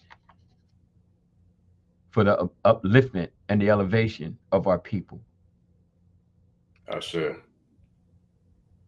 Sure. We are the charioteers. We guide the horses that are our emotions. Okay, they shouldn't guide us. You see. Yeah. So after invocation, I have people make offerings, and this kind of goes back to Jeff's question about you know sacrifices, and your response was, "Phew, yeah, yeah, okay." At Sure. times necessary, but we find that in any faith. Don't Yeah. let these Abrahamics fool you. They are doing animal sacrifices, okay? Mm-hmm. Okay. And once you study up enough on it, you'll be able to tell when and where. Okay. Right. And dare to say, unfortunately, some cultures may be practicing human sacrifices, but Oh, that's a yeah, whole nother discussion. That's a that's a whole whole nother discussion. But nother, whole uh, nother discussion. and that comes in many different forms, Yeah. because just quickly, when the Europeans were invading Mesoamerica, and they were like, "Oh, well, look at these Aztecs. They're sacrificing the humans. They're cutting out their hearts and offering it to their god and all that kind of stuff. Isn't this barbaric? Isn't this terrible?" But yet they come in and kill over 12 million of them. You see, and in the name of their god. Hmm. So now we have to kind of really peep into, well, if you're killing a human being at your altar, or you're killing them in their homes or on the battlefield, are you not, in the name of your God, sacrificing human beings? Yeah. And some of their gods is the all so-called mighty dollar. Oh yeah, but I mean, it was all about resources, and they didn't go there looking for peace. They went there looking for gold. They made that was straight up. You know Oh what I yeah. mean? Wow. Same as Haiti, and Haiti as well. Oh yeah. Ghana. Yeah, Ghana. Yeah. Yeah. Come on. One of the leading gold enriched countries, but yet they only own 2 to 3% of their gold. Yeah. The Europeans own 98% of Ghana's gold. Yeah. I'm like, wake up, Africa, wake up. May these spirits that move through us be the spirits that that take this off of our shoulder and just slam it to the ground. You Yeah. know? Real quick too, Baba, before you dive back into that, I wanted to share something for those who, especially, and shout out to everybody who's on the live. We got a hell of a turnout today. I kind of figured we would, so I appreciate all y'all for taking the time to tap in with us. It's definitely appreciated. But with that, Baba, the last episode that we uploaded, which I think just went up yesterday, about the connectivity, healing, energy, and connectivity. Right. That particular show was a show where I know for a fact, me personally, I can only speak on, but I know spirit came in and possessed me, because there were certain levels in that show where even after we finished recording, I was like, yo, bye bye. I feel like the spirit just came and took over that episode, man, because it was like some of the stuff that was coming through, Mhm. was profound. And mind you, you know, the premises was, or the core, I feel like majority of the show was centered around the Egungun and the ancestors and Ye Oya, you know, and connectivity, you know what I mean? And I recall one of the parts where I know spirit was channeling through me was when the thought came as to how I connected with the freedom fighter shrine that I set up, you know, with the energy of, you know, the Honorable El Haj Malik El Shabazz, Malcolm X, the Honorable, you know, Marcus Mosiah Garvey, Tupac Shakur, Dr. Deborah Blair. And it's like, I recall there was a part when we were talking, you and I were going back and forth talking about, I was like, yeah, it's like the way that we connect with energy is just like how Bluetooth technology connects with the you know, with the software to the, you know, hardware, etc. Right. But I'm like, yo, and then even if you think about Wi-Fi, like if it wasn't for Wi-Fi connecting with our devices, we wouldn't be on here right now. Yes. That's the same connectivity that we have with energy, with Ashe, and with spirit. Yeah. Now, I want to say that it's all not only very powerful in terms of the positivity, but it's also powerful in terms of what we are sharing with our listeners, what we are sharing with the tribe. Okay. And let's take a little walk on the beach of possession. Okay. Now, granted, during the early days, part of the understanding of being involved in African traditional religions had a lot to do with possession. Okay. Going to Bembe's, okay, traveling around, especially in New York City, all right. All right. But wherever. Okay.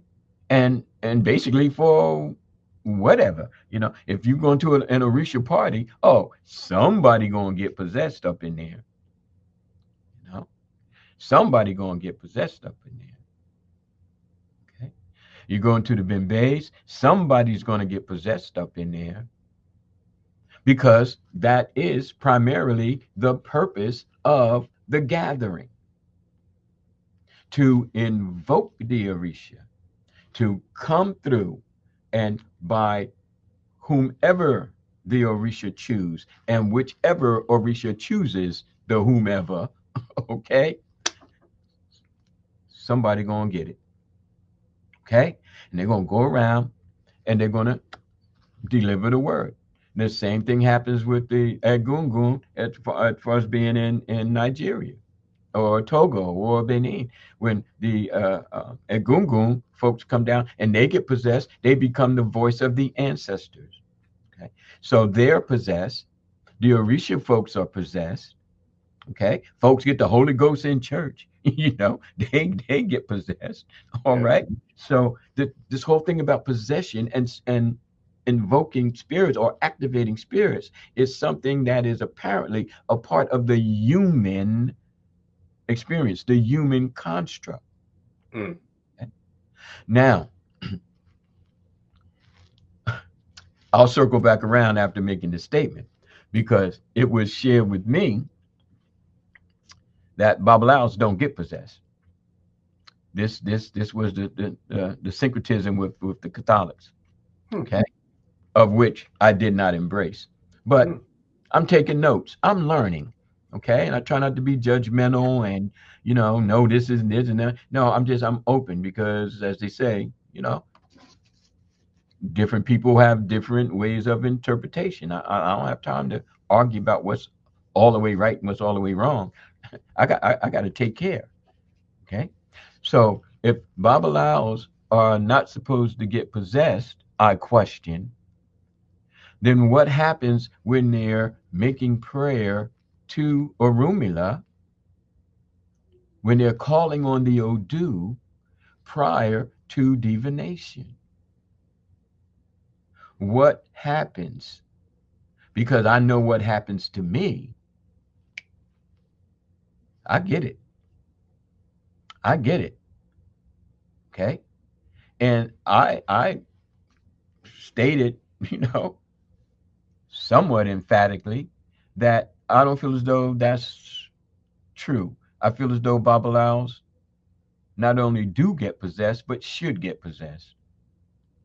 Because in that possession, they are free of self-aggrandizement. Well, I'm the Babalao, and you need to do what I say do because I'm the Babalao. Yeah, really? Okay. They're free from selfishness and manipulative ways because that possession is more pure. That possession weeds out the personality and brings forth the essence of that spirit. And there is a spirit to Orunmila. There is a spirit to Ifa. I don't care what anybody says. I'm a witness. I know it to be a fact. And there are times when it happens, like Baba Orisha Gbemi stated. It just doesn't have to happen because I'm invoking it. It happens because it happens. Because we're now at that frequency. We're at that state where I can feel the spirit. And then I become the spirit. And this is what we have to share with all of our members, all of our listeners, all of we who are leaning our consciousness to this for whatever reason. Some of us probably don't even understand why, but that spirit is moving you. So here we have possession that happens. I remember went to see Sankofa playing at the movies. I came back. I had my ganga then, okay, and I got in front of that ganga, and I was on the floor. That movie opened up a whole ancestral transference of knowledge, transference of trauma, transference of where I need to go from here, and I was possessed right in front of my shrine. You see, we can be possessed, but the vessel has to continually be made stronger and stronger so that we can become possessed and channel that energy by means of Abba, A-B-A, channel that Ashe to bring about goodness, you know, to bring about the wherewithal of intelligence in terms of intellect and intelligence in terms of the emotional maturity, the emotional intellect. Okay. Okay. So what do you have up there? Oh, I put the wrong message. My bad. There's a lot of them coming in, so I'm trying to That's navigate through those things. like you said. And then they moving, so it's like I meant to put in coaches. I meant to put this up there, but I think somebody might have put another one in there, and then anywho, we got Yeah, it. I But hear you in closing. yeah, and shout out to I think it's hopefully I'm saying it right, Shakita. Yeah, I definitely could help with that. I've personally written 4 books, 1 children's book, and then 3 other books, and then I'll be helping. I have coached and consulted other people with writing books and self-publishing books, and making it happen, whether it's an ebook, digital book, etc. I personally prefer the digital ebook space because it's so much easier for you to create your product or create your project, and then to manage and completely control all aspects of your work. So it's like I would dare to share, like, somebody who I'm a fan of in regards to their hustle and their work ethic and their business acumen is Nipsey Hussle, the late great Ibatanu. But he was a profound proponent of owning your own masters, because that's how the entertainment and the music industry, they kind of rape their artists because they have control over their creative rights or creative content and material. So it's like you don't have the same access to leveraging your own personal skill or your own personal creation when other major companies get involved and they want to take a lion's share of your profits. So that's something that I definitely can help you with, and we'll be sharing workshops and training sessions like that as well. I'll personally be conducting those, and Baba, we're collaborating with the Ifa training sessions, as well as we lead into the formation of the institute, which will be launching in the beginning of 2025. So stay connected with us, and we definitely can make that happen for sure. All right.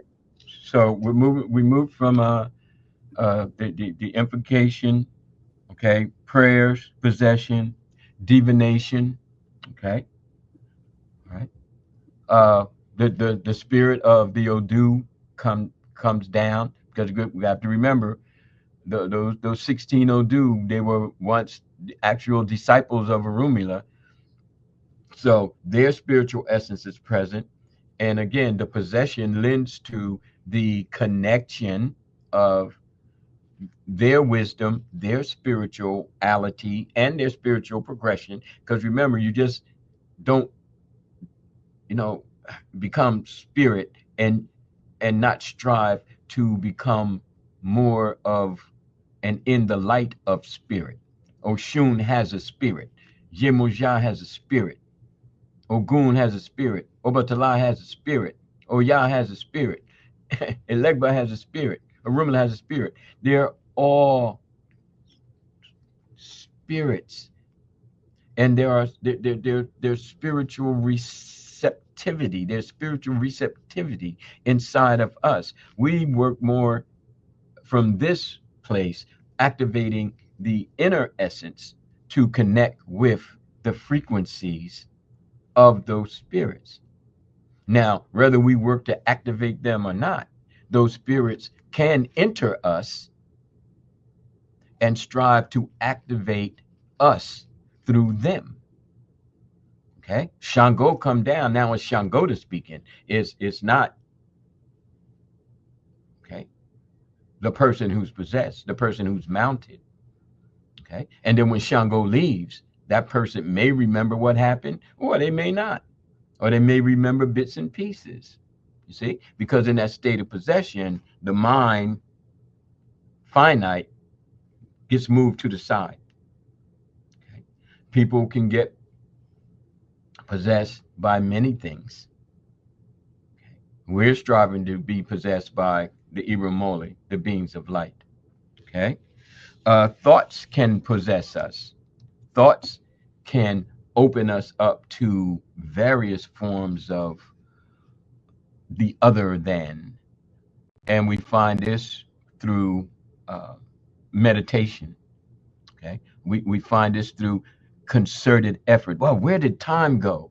Okay, it seems like, you know, I was only here for a couple of minutes, but it's been like 5 hours. You see, what came over me? See, these are all various strands of a spiritual activation. And lastly, Baba, mhm. I will say, before you go into the next one, let me ask. Can I ask you something real quick? Then Brother Nansu had a question too. But would you dare to say, because the way you just said that and everything that you said prior to what you just said, to me it sounds as if spiritual activation is almost similar, or is it similar to possession? Is that one and the same or similar, to each other, activation and possession? I would say that they overlap. I got you. And at any given point, like say, here's possession and here's spiritual activation. Okay. Now, depending on the situation or the ceremony, it could be like this, or it could be like this. Okay. So it's a matter of degrees. It could be 60-40, given a situation. It could be 100-1, or should I say 99-1. Okay. So it's something that can't be like chopped. It's all a part of a continual moving kind of swirling, where at any given time and point in situation, one could be a little bit more dominant than the other, but in the next situation, that recessive one is now dominant. It's like they function within the same kind of spirit verse. I got you.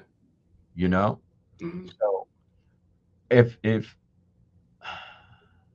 I'm working at getting possessed because I'm drumming, okay, And I know that if those right, when it get like this, and that this feeling starts to, come up, that pretty soon I'm in, right? So that Orisha of the bata drums, ayan, comes through, and whatever I do after that is just beautiful. Okay, but I've worked up to that. Yeah. It's kind of like for a competition or whatever.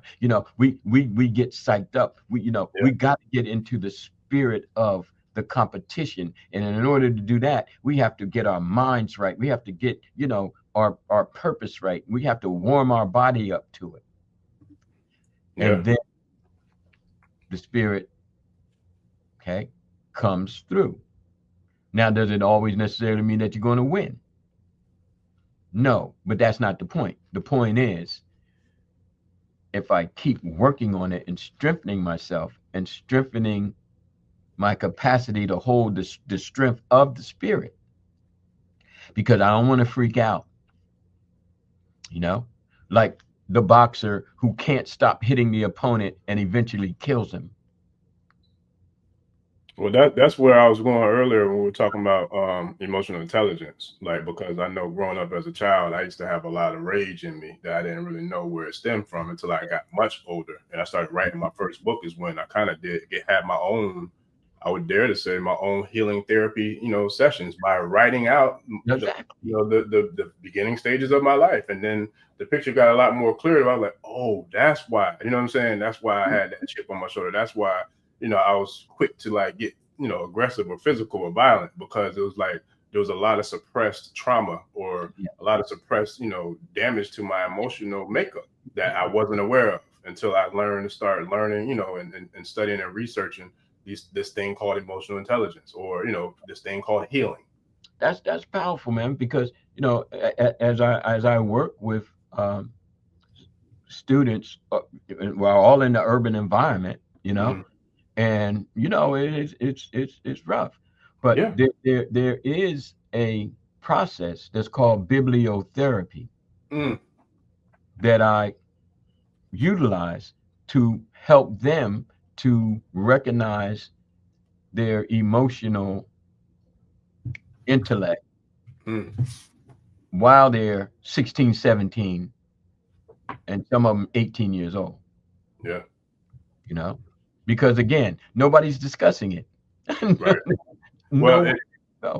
Yeah, and it's real. And shout out to Shakita, because she was talking about different, like, teaching our children online. But in my book, Young Kings, literally chapter 1 is self-awareness, self-love, and self-awareness. Chapter 2 is what is emotional intelligence. There you go. See? You know what I'm saying? So it's like, as soon as I learned about what that was, I was like, okay, I got to share this with the community. I got to teach young brothers and, young sisters about this when I go into the schools, or I go into community centers, etc., wherever the case may be where I'm speaking, that I need to share this information, because, like you were saying, I'm not sure what age you were when you got a hold of it, but I was late 30s when I found out or learned about what emotional intelligence was. Mid to late 30s. It's amazing. And I bet there's some people out there older than I am who still haven't. I never heard of it. Yep. Okay. Yep. And unfortunately, still fall victim. Yes. To the lack of it. Yes. Okay. Grandpa's in prison, Pa in prison, I'm in prison. Cycle. When I worked inside the prison system, I was like, yo, what? Because that lack of emotional intellect is passed on. Yes. You can call it a generational curse. You can call it whatever you want. But it boils down to you have no intelligence. In the emotional arena. Yes. Yeah. That's which real. Is 80% of why folks are incarcerated. Yeah. Because we deal with a lot of domestic violence around here. Yeah. We got tribe members saying they never heard of it before, which I'm not surprised, because, like I said, it took me 37 years before I heard of it. So this is why we're here, to bring forth a way of thinking and a way of realizing that we know I know it. Baba Orisha Gbemi knows it. We know that you haven't heard of it. We know because we were once there. And although people who aren't initiated are deemed, Oloye, I would dare say that people who are initiated and who are the Babas and the Iyas and all, who are set to be the Oloye bees, the head of particular households and are responsible. And because they've never heard of it, they don't teach it. They basically just regurgitate the the ritual, and dare I say routine. There's a difference between ritual and routine. Okay. But to just keep doing the same thing and not saying, again, I'm in no judgment. I'm just an observer, a watcher. Okay. So that I can best determine what I need to do, not so that I can go into somebody else's place and tell them what to do. Personally, I don't have time for that. Okay. I don't have time for it. But what I do have time for is working on myself and being a resonating voice to those who can hear me, you know, through our writings, okay, Sure. through our podcast, through the works that we do, as OG says. All right. So this Baba, becomes very important. Yes. real quick, Brother Nancy had another question. This, I think, is another good question as well. It says, what if we're trying to activate or we're calling on an ancestor that has reincarnated? Can we know that? Is there a way for us to know this? And if so, when they come, I'm thinking he's paraphrasing. So if so, when they do come back into an incarnate body, are they still able to help us? Well, yes, they're able to help us, you know, but only if we're willing to help ourselves. Okay. Going back to grandma. I guess everybody can tell now I was real close with my grandmother. All right. But if I'm yeah, if I'm invoking, if I'm at my shrines and I have, a situation, you know, and I'm invoking my grandma, please help me. Now I could use my Obi, okay, to determine is she here. I can use my extra spiritual perception, okay, and my real ESP, my extra spiritual perception, to determine or feel if she was here. Like some people will go to a Misa, okay, for all of my Palo folks out there, okay, or or a medium, okay, and the spirit comes into the medium, okay, then yes, they whatever message they bring can be helpful. I've experienced it on both ends as a medium and as someone who was, seeking to understand via experiencing. But the one thing that I came to fully through trial and error up to 2 minutes ago is that ultimately I have to determine if I'm going to embrace the help. You see where I'm going, brother? If I'm going to embrace the help, if I'm going to embrace the reincarnation, because in many instances, I found that people don't. Hmm. You know, we'll call on the ancestral spirit. We'll go to the ceremonies. Orisha will tell us this and that, through the possessed one. We'll be even possessed ourselves, and then go out and do the very same thing that we were trying to tell people we don't want to do. Right. Yeah. So it again, the focus can't be as much on the activation of the African spirit without the activation of the inner essence of we as Africans and the spirit within us. Mm. You see, we've been conditioned to outer world, everything. Ifa is saying it's time to inner world, everything. I sure. So you can call on your ancestors all you want. People can call on their ancestors since day one. But does that mean that they're going to listen? And does that mean that they're going to do what they don't want to do? And does that mean, okay, that the spirit of that ancestor reincarnated is going to continue to come to you if you don't accept the help? Because yes, they're there to help. That's why they are coming. That's why they are there. Even if you see them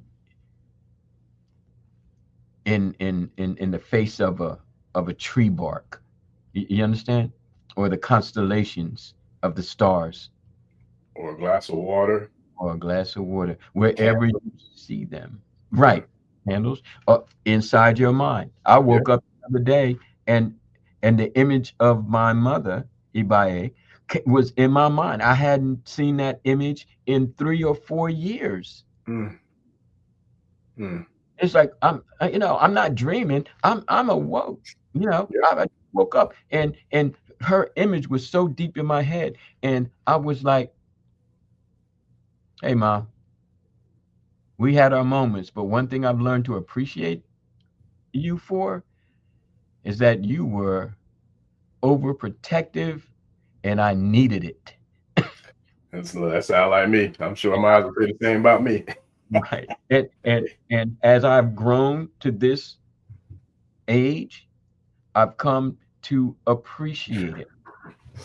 I've come to appreciate it because it's not a submission to it. It's an understanding that that's how you are as a woman. Because see, when you're a child, you don't look at your mother like a woman.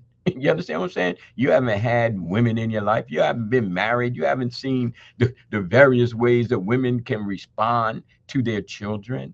But then when you narrow that ish down and you start to see through the reincarnation of that ancestral being within yourself, then you start to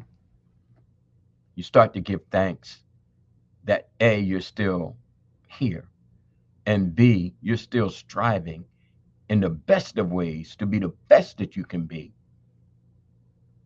And as importantly, if not even more so, how protective you have to try to be of the young ones who you're responsible for. And so, yeah, that's helpful. That's helpful. Unselfishly helpful. Emotional, intellectually helpful, developmental helpful, because no matter what, she's still my mother. So hopefully that answers your question, brother. Yeah. I sure. Yes, sir. Yeah, I'm trying to keep up with the tribe in the comments, Baba. But yeah, no, it does, man. Huh? They rolling today, huh? And I love it though. Look, that's what we're here for. I got to enlist one of them young teens and put their butt to work and get them in here, doing this because it's an easy way to kind of to get them involved with making it happen, man. So we're gonna definitely make it happen for sure. Okay. Yes, sir. And we got. Let me see. Did you?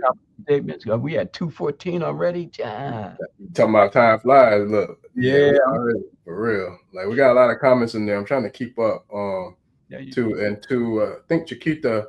I'm gonna put the link to the website in the chat. So I'm in the process of rebuilding. I had to switch platforms from Shopify to another platform that I'm using. But I'm gonna put the link to it. It's still under construction, but I'll definitely get that up tomorrow with the link for the books as well.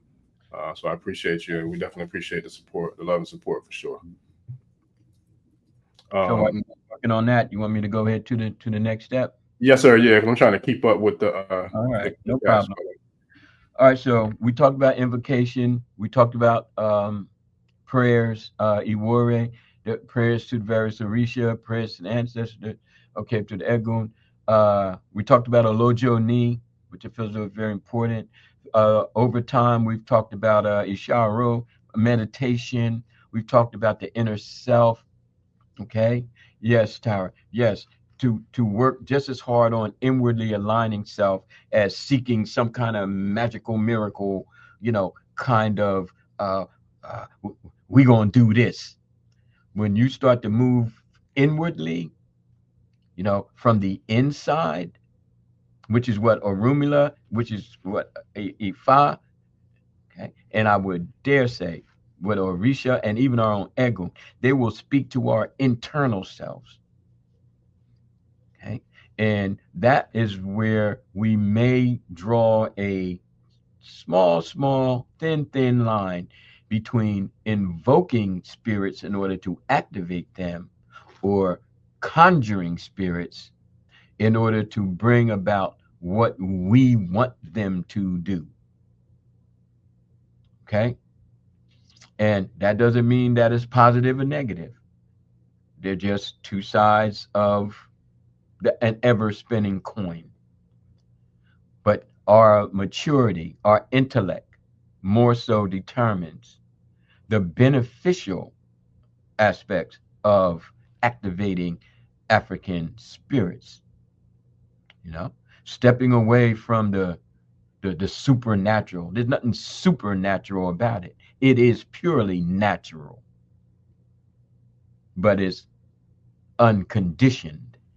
And that is where we get into Iya Oshun's statement of the unconditional, where people who invoke Oshun or who feel as though the spirit of Oshun is upon them or within them, it's like, well, I'm going to love unconditionally. No, it's not unconditional in respect to allowing anything to happen and taking all kinds of foolishness from anybody at any time. I'm just going to love unconditional. No, unconditioned mind, unconditioned mindset, unconditioned. And when we start to look at how we view our spirituality, are we doing so with an unconditioned mind? Because the conditioned mind is Judeo-Christian Islamic. Got to remember, they're cousins. Okay. So if we're following the Abrahamics, because we've been raised Abrahamics, then our minds are so conditioned. But Ifa Isheshe is telling us through our possessions and through our invocations of the spirit to come in and free us from a conditioned mind, it could an imprisoned spirit, a captured soul, then we must become the unconditioned and hence unconditional. I refuse, and I refute, and I refrain from falling into that trap that I've worked so hard to dig myself out of, subconsciously speaking. Okay. So activating African spirit, here we are. Okay. We are the African spirit that we are attempting to activate. Okay. Looking for everything, looking for love in all the wrong places, looking for power in all the wrong places, looking for magic and mysticism and, the gods are going to do this and blah, blah, blah, blah, and in all the wrong places. Really? Okay. When our maturity and our intellect begin to blossom, we start to see that that's just initial. There are initial stages. And we may have to go through them in order to fully appreciate not being conditioned by them. Okay. Yeah, we got another dope comment that actually two of them. I'll wait for you to finish though, Baba. I want to bring up. Okay. But and this is the last part because problem. it does go now into offerings. Okay. So from invocations / conjuring to the types of invocations, libations, prayers, possessions, divinations, thoughts, okay, and even actions can lead to the activation of African spirits from within and African spirits that have their frequencies all around us. Okay. We talked about offerings a bit, and we know we have Adimu, okay, which is an offering that is not Ebo Eje. Okay. That there are offerings that can be flowers and bowls of honey and coconuts to Obatala or snails and snail shells and seashells to Yemusha and Olokun. Everything doesn't have to be Ebo Eje. And then, as Baba Orisha Gbemi stated, there are ebos which I took to heart years ago when I had the epiphany that what really needs to be sacrificed is some of your crazy ways. Try putting them on the altar. I see. Let that be your sacrifice. I see. Burn it and see which way the smoke goes. I see. Okay? Yes. Because see, all of these chickens, they ain't going to save you from the foolishness of you. Yes. Now, they may help you to understand over time that the real sacrifice is your sacrifice. Yes. Of that lowercase s self. But again, you can keep sacrificing and sacrificing and sacrificing. You got 400 chickens laying around, and you going to still go out and do stupid stuff. What's the point? I call it murder. Oh man! Because you're not changing. They're not being eaten. Okay.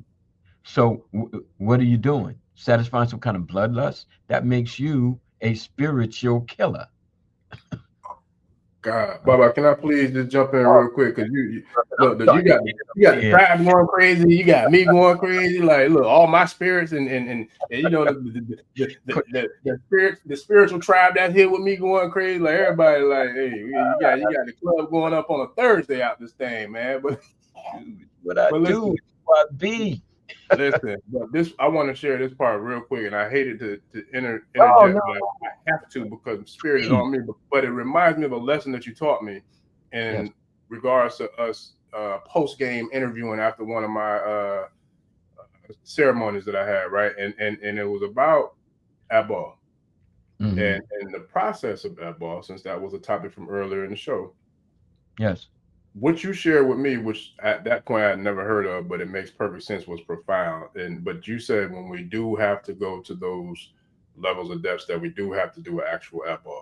When the Abba is done, there's no energy that goes without being locked into either the deity who was being appeased and the Abba was sacrificed to, and then the devotee or priest or priestess who initiated the Abba to take place. Those three parties will then pretty much lock in the energy transfer of life force that was sacrificed for that Abba to take place. Yes. That is profound, because to me, it's like putting the energy into a sealed up vault that is pressure proof, waterproof, whatever, fireproof, and it's locked in place with the three entities that were a part of that sacrificial ceremony. Yes, sir. Absolutely. Other than that, if that ashe that's released, if that life force, I don't care if you're sacrificing a worm, if that life force is not geared to become a part of the evolution, of the upliftment, of the elevation of all parties involved,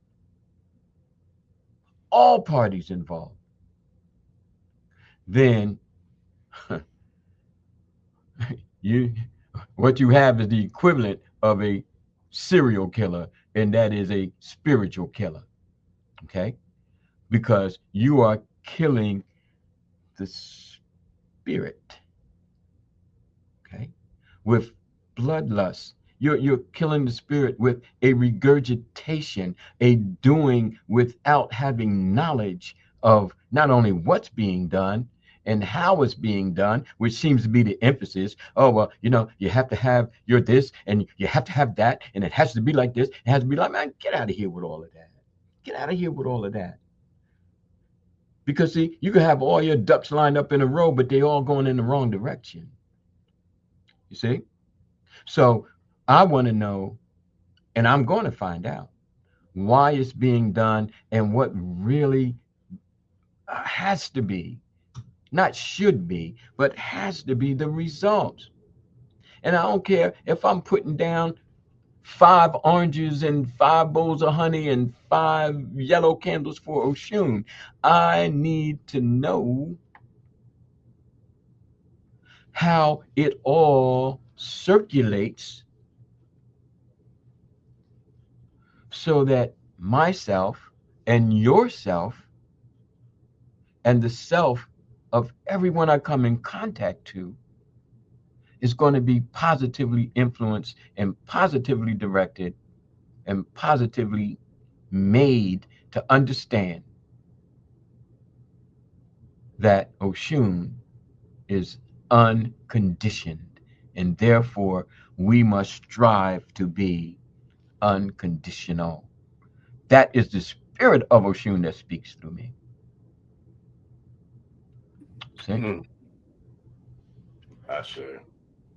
Yeah, but this has been you got more, Baba? I ain't mean to interrupt. I'm just like I'm echoing the comments. Like look, I'm possessed.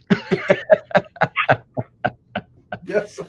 Listen, man, listen. Hey, I'm gonna have to start bringing not only a mic drop. I'm gonna have to start bringing a bag in here too, because you're definitely in your bag, Baba. You're definitely in your bag. I'm working on my sound effects. That was supposed to be already.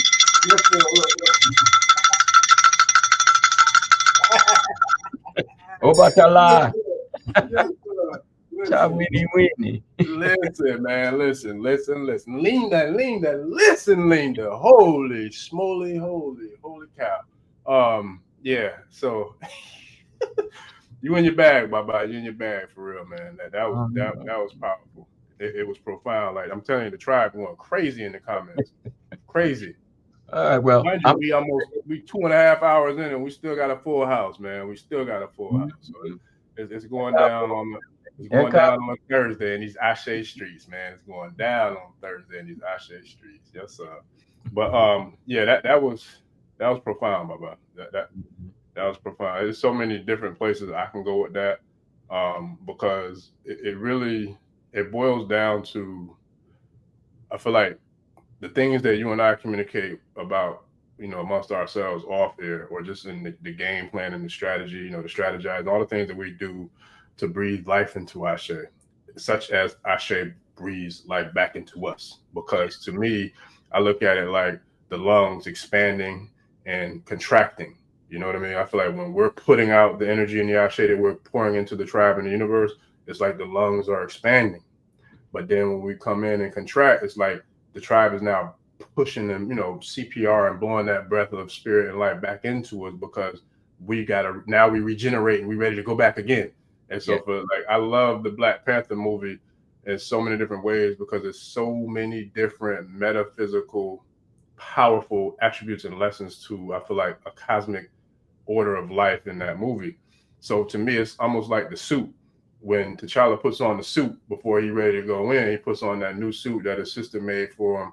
And it's like the suit can absorb gunfire, all kind of stuff, like a lot of attacks. Like, you know, it can absorb it.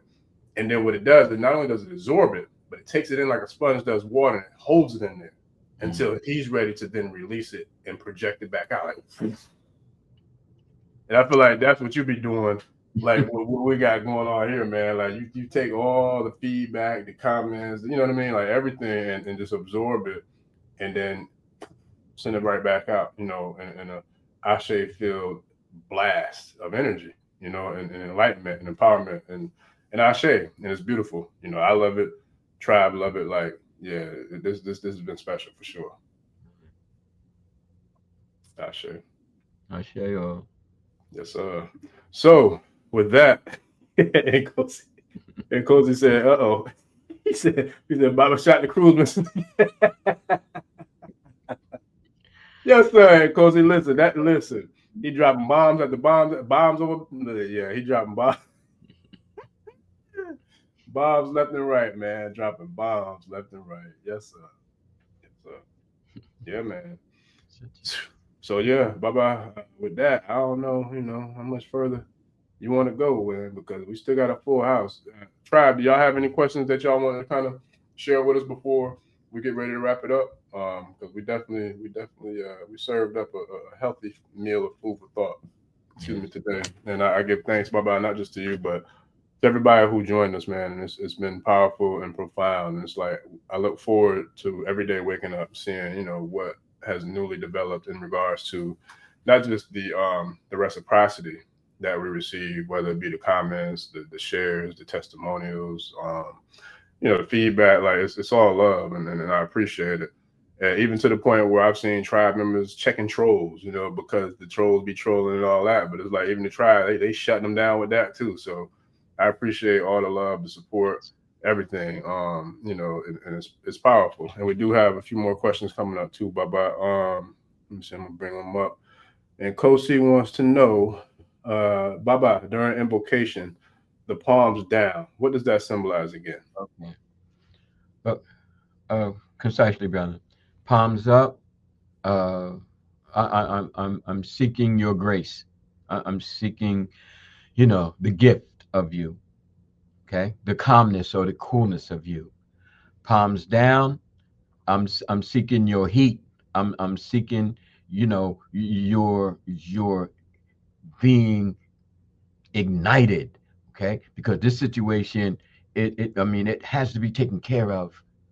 Okay, I don't really want to go to war, but the situation is kind of demanding it. So I'm seeking you out like this, and this goes back to the ancient commitments. All right. Again, the tie over between the Natirs, the Orisha, the Commetans, and the people of West Africa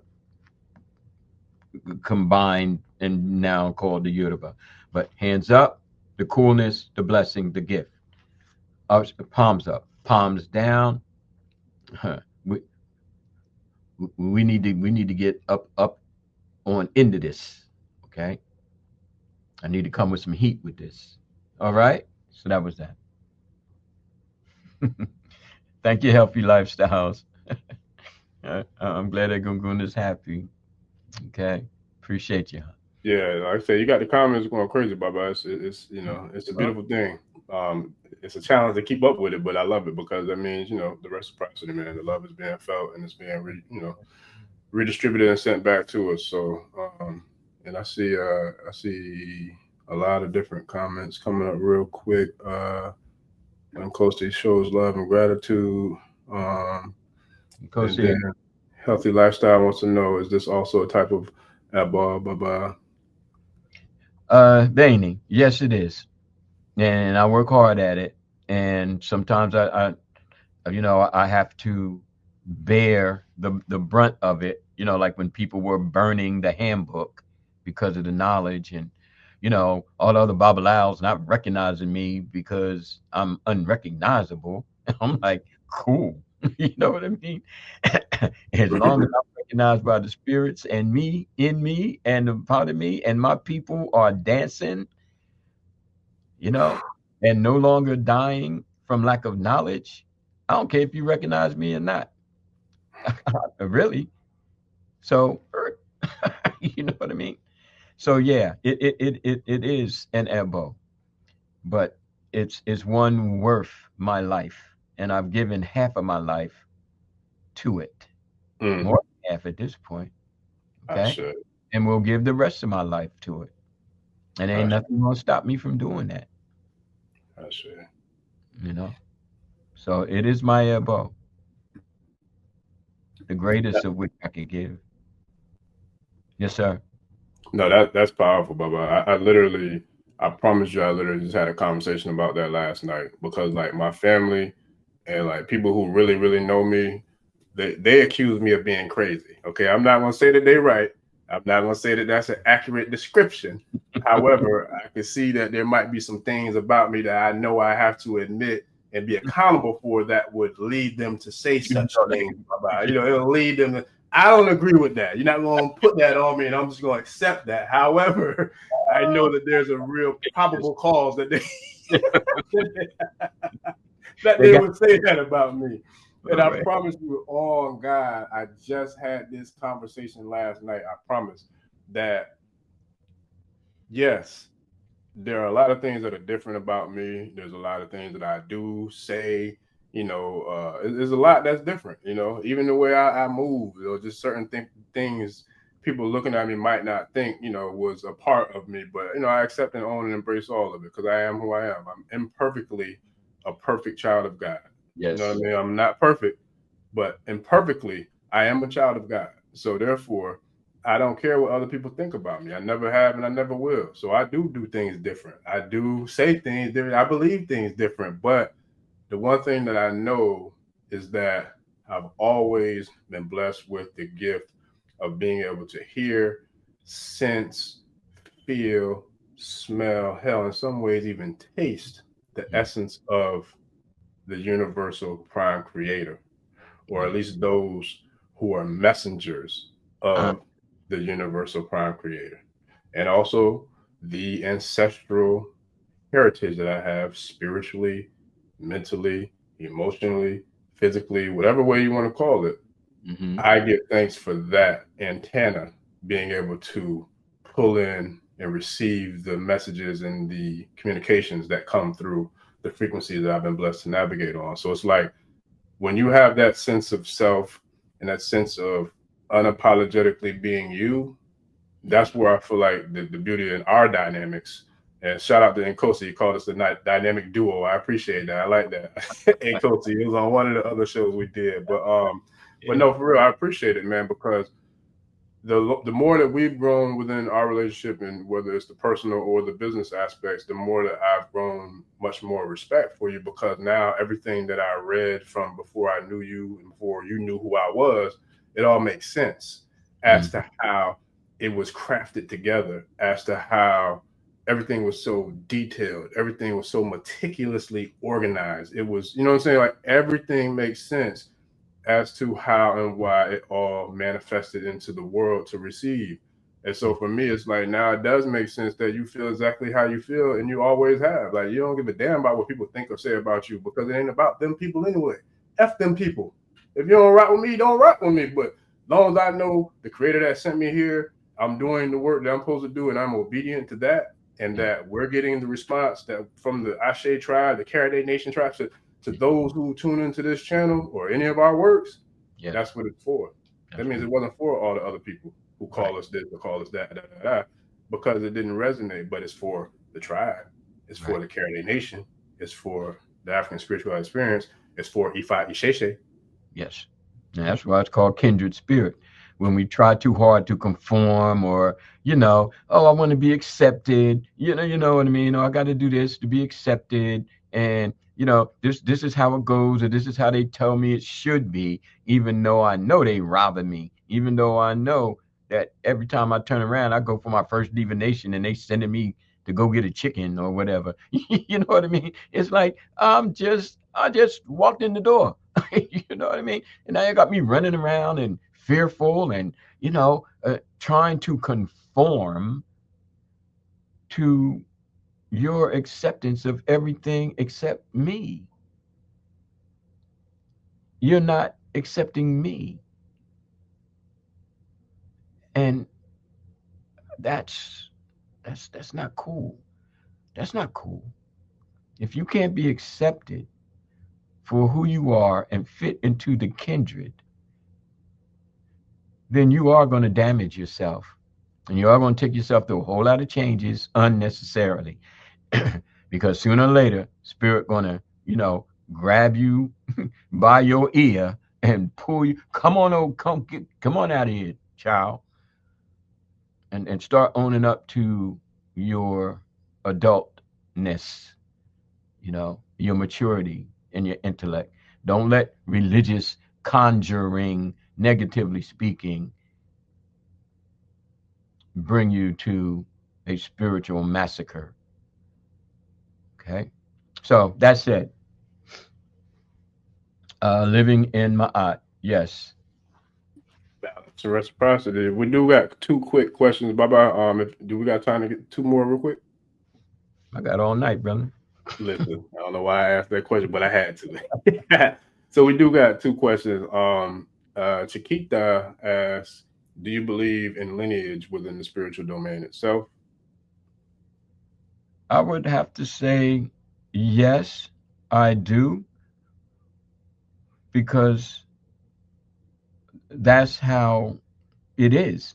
If the lineage of the spiritual teacher, for example, has the influence on those who embrace the teacher, be that teacher Orunmila as a prophet figure, okay, and those who were initiated in the name of Orunmila for the past 2,000 years, then I would have to say, and I have to say through a vague sense of experiencing, that when I call upon the names of my initiators, that I'm also calling on the name of those who initiated them, and I'm also calling on the names of those who initiated them, who initiated them. You understand? Right on back to the first of Orunmila's initiates, Akoda and Asheda, Mojuba Akoda, Mojuba Asheda,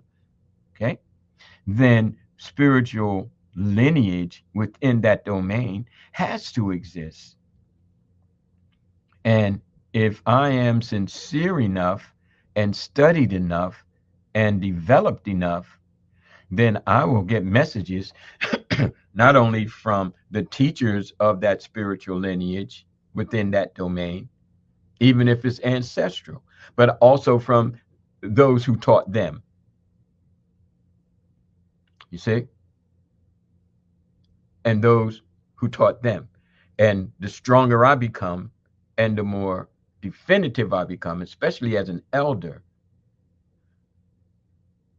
then the more I can basically decipher, if you will, translate, if you will, the information that comes through. For example, when I sat down and wrote these books, it's like I didn't go to school. I tell my students, I didn't go to school to be a writer. You understand? I didn't grow in the quote unquote Yoruba culture. I didn't exist in this flesh and blood and bone back in the days of the Benin, the Edo, the Yoruba, the people of Togo, and the fauna of Dahomey or Benin. But the spiritual lineage, when I was in Nigeria, all the people saying, you're from Edo, you're Benin, you're Bini, you're Edo. And I'm looking at me like, what? I'm here in, Ogun State or Osun State or wherever I was, you know what I mean? But I wasn't in Benin, the Benin part, but they were reading my spirit. And now that I tapped into that lineage, I start to gain information. And now I'm writing books, and I'm writing books that people are tuning into and and seeing as a saving grace. And I'm so appreciative and humbled by that. But I'm not doing it based on how I was raised, or even in a sense who my initiators were, because they didn't say, oh, you're going to go back and write books. They were like, no, you're going to go back and be an Oba. No, you're going to go back and have your own Ile. No, you're going to go back and continue the work of Ifa. That's what you're going to do. But as I go back even further, somebody was a scribe and their spirit possessed me. And then I start writing the works. So short story long, as old people would say. Yeah, that was it. Say, listen, I got two more questions that I want to go on to address earlier, but you was in your bag, so I didn't want to interrupt. Excuse me, but there were two. I wouldn't even say questions, but more so comments that I wanted to kind of elaborate on a little bit because they were both in alignment, not only with each other, but also with the vast majority of what we shared tonight was. So one of them was in Kosi, where he said it's only so much the spirits can do without us putting in the effort and works ourselves, so to speak. That's spot on in Kosi, and I'm gonna tell you, I personally know that in several different areas of my life, I've seen how the opportunities that opened up for me, those doors weren't open until a certain level of work that I had put in to myself or my craft or whatever it was I was trying to achieve was done. And as soon as that work was done, the door almost mysteriously, miraculously, magically opened up. You know what I mean? Like boom. To it, like spot on. And I've seen that happen in several different ways and phases in my life, where if I did the work, the universe would then align me with the opportunity to seize whatever it was that I was working towards accomplishing.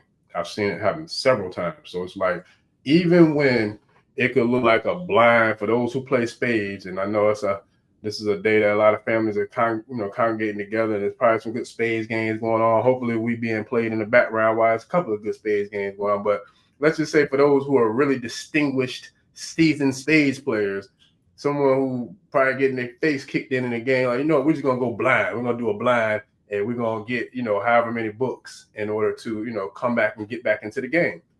Well, that's where I feel like spirit, even if we go blind, paraphrasing the game of spades that I love dearly, it's a great family gathering game that us of melanated, folks like to do when we get together. But I found that when we do the work, somehow, some way, the universe will present us with the opportunity of alignment with whatever it was that we were trying to achieve. And it's like, that's where I think a lot of people get lost in the sauce, is thinking, woe is me, when adversity or challenges or, things come that try to block our way or block our path. You know what I mean? So it's like, what I do know also is when we put in the work to still work through it, somehow, some way, those positive light forces, that E-ray will find its way your way, in the process, because you've done the work that I feel like was necessary for us to be able to get to that next level. And it's real. And to the point where Tara has stated earlier that sometimes the help is the actions we need to take before we move on to the next step.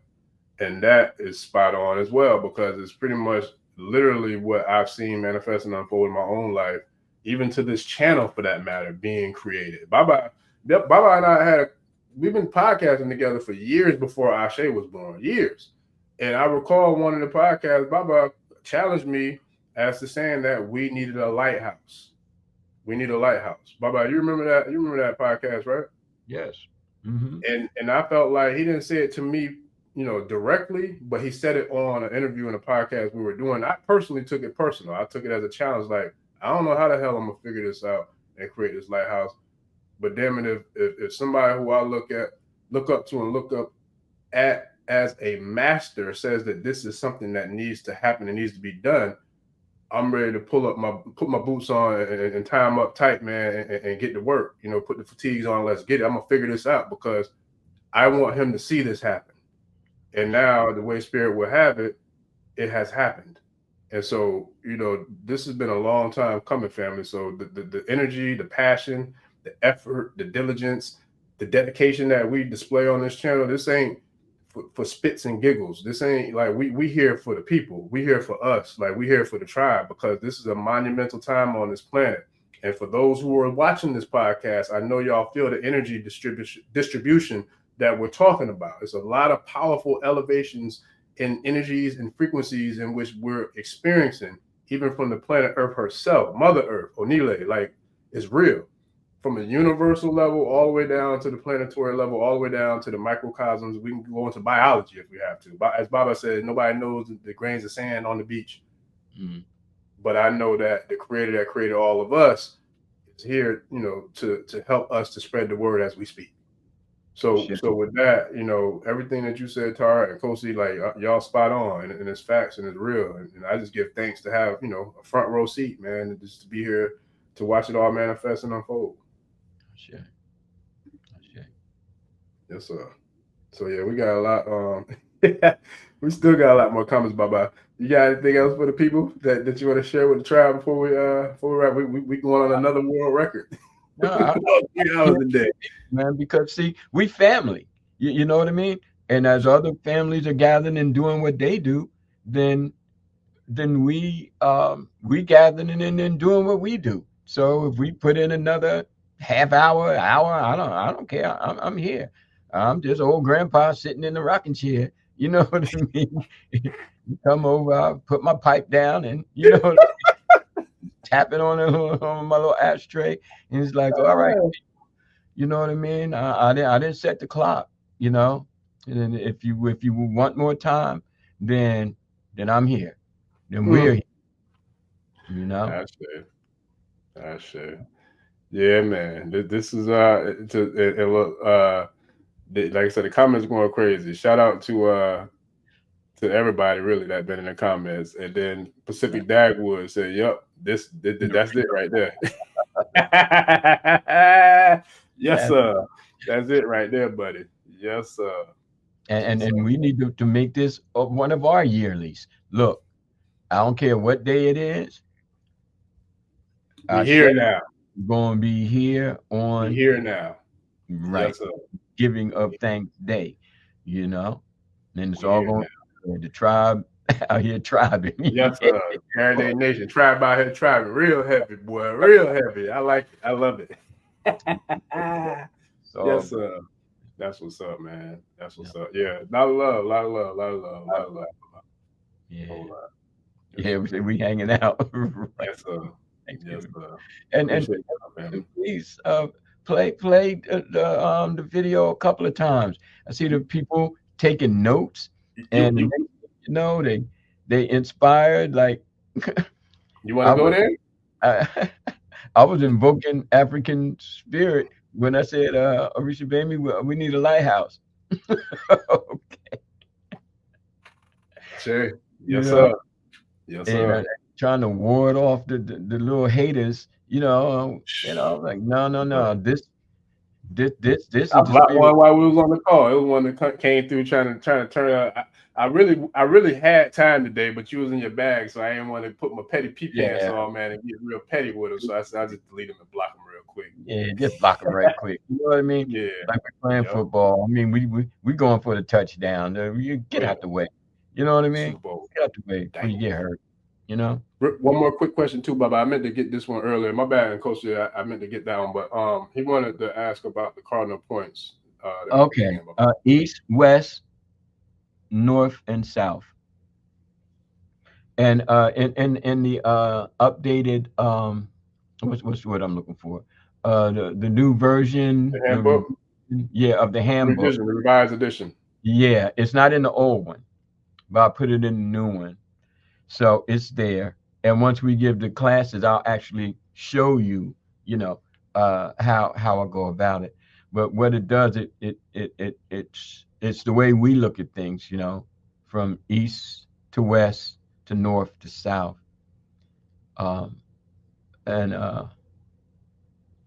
you know, we'll continue to grow with it, and it can become a part of the tribal invocation. Now that we have knowledge of it and someone who's experienced with it, you know? Yes. So east, west, north, south. Okay, Kosi? All right. Sure. Yeah, this has been phenomenal, man. So Baba, you said you wanted Did you say you wanted me to share something with the tribe today? Is that what you said? Now there's a lot to share, man. We'll be here till Oh yeah. We'll be here for long days, and we went in. We really went into the vault, man. Yeah. Cause Yeah. I'm going to drop the audio book coming out in a minute. Yes, sir. But I'm going to leave it there because people get ready. Yes, There's sir. a trainer coming. Yes, Don't sir. need no ticket.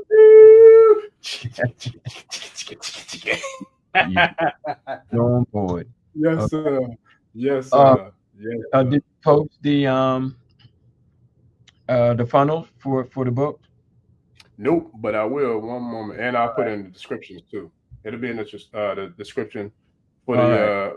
for all of Baba's works and the templeofthemysticpath.com. The comments will be in the show description as well, family. But I'm gonna throw it in the comments here, and then it'll be in the description as well as the channel posts on the actual live stream and when it goes up as an episode as well. So we definitely make that happen, man. We definitely make it happen. And yeah, and we got love and happiness out here. Love and happiness. Let me find out. Yes, sir. Yeah, man. So yeah, it's been a phenomenal show, Baba. As always, you know, another powerful Ashe moment in these Ashe streets, going into the family, making it do what it do. Yeah, Chiquita, yup, OG say, and the handbook are also on Amazon. So the Temple of the Mystic Path, that's where you can find Imoye, Elder Reflections Book 1, Elder Reflections Book 2, the Ifa Orisha Religious Tradition, A New Global Perspective, Souls of Myrrh, and The Place of Nights are all on the Temple of the Mystic Path. And then for the Handbook of Religious Yoruba Concepts is on Amazon, as well as OGC is on Amazon. But like I said, they'll all the links will be in the description. And then I can't remember who it was, but for the tribe member who asked about Young Kings, I'll definitely get that up on my website tomorrow for sure. And then I'll have that on there as well as Star Seeds and my work as far as the written work. And then I got a ton of more content that's coming as well, family. So we definitely got some very, very powerful projects in the works as we speak, on top of showing up and showing out as often as we can on the Ashe channel as well, family. All right, but just go back to the Temple of the Mystic Path, if you will. Mm-hmm. So, good people, all right? Now, when you go to templeofthemysticpath.com, you may see one or two other kind of side sites, okay? But with the one that says gumroad.com, okay, that's the one you can click on to see the array of books. Now, those you can also get as PDFs. And as soon as you make the payment, the PDF pops right up. Okay, I know because I explored it. And then for people who like to have the digital versions, you'll have it immediately. Now, those same books are also available as paperback, for lack of a better word, and they're all available on Amazon. But the PDF versions, those are the ones that are available on the templeofthemysticpath.com. Again, for people who like to have it on screen. I've noticed there's quite a few people, especially these days, who like the technology, and of course, I encourage you to share. I encourage you to have questions, and as the author, I can give you insights that will help the understanding. Back in the day, I had people, I read the handbook. I said, well, okay, let's talk about it. What were some of the things you learned? And then the room gets quiet. It goes back to the whole thing. Well, I did it, but I really didn't have any understanding. So I said, okay, let me make myself more available. Okay. And then let's read it more than once and let's break it down. But that all takes place within the class structure. And so, yes, I'm encouraging you to take the courses. You know, I'm encouraging you while I'm still breathing, you know, to lend to that which has been written, the years of experience behind each and every word. Okay. And I'm sure it will be helpful for you and for those who you become the teachers of. All right. So I just wanted to make that clear and evident. So yes, please go to the site and please assist in the process of circulating not only the teachings but the necessary component of our continuation, which is on an economic scale. Okay, because our drive is to circulate the money within the Ifa Isheshe community, not take it and buy a luxury jet, you know what I mean, or you know whatever. But the whole thing is to recirculate it so that everybody benefits. Everybody benefits. Okay. All right. Baba Rishabemi, what was the next statement? Would it come from Kosu or? Yeah, there was several. I'm trying to keep up because it's a lot. It's a lot. But I think that might have been good for All right. the Are we ready? question. Oh no, I'm sorry. We got one more question. Imaya Star wants to Let me know. let Okay. me deal with this one. We on deck, Oloye and me. We ready for another book? All right. Now, eh, am I to say that you read all of them already? If I should go, all right. If I should go, did you read Global Perspectives yet? I think you. I know you. I remember you saying Imoye, and of course I know you have the handbook. But did you get the Global Perspectives yet? Okay. So going on the site, my brother, see what's there and available. And I strongly suggest that you get A Place of Nights, War and Resurrection, because you seem like you can handle it, and you'll see Ifa all in there, and that's the one that we're working diligently on uh, bringing into audiobook episodes. Okay. The first of which should be out by my birthday on the 13th of December. It'll be my gift to the tribe. Okay. All right, Baba Rishabemi. Moving on, bro.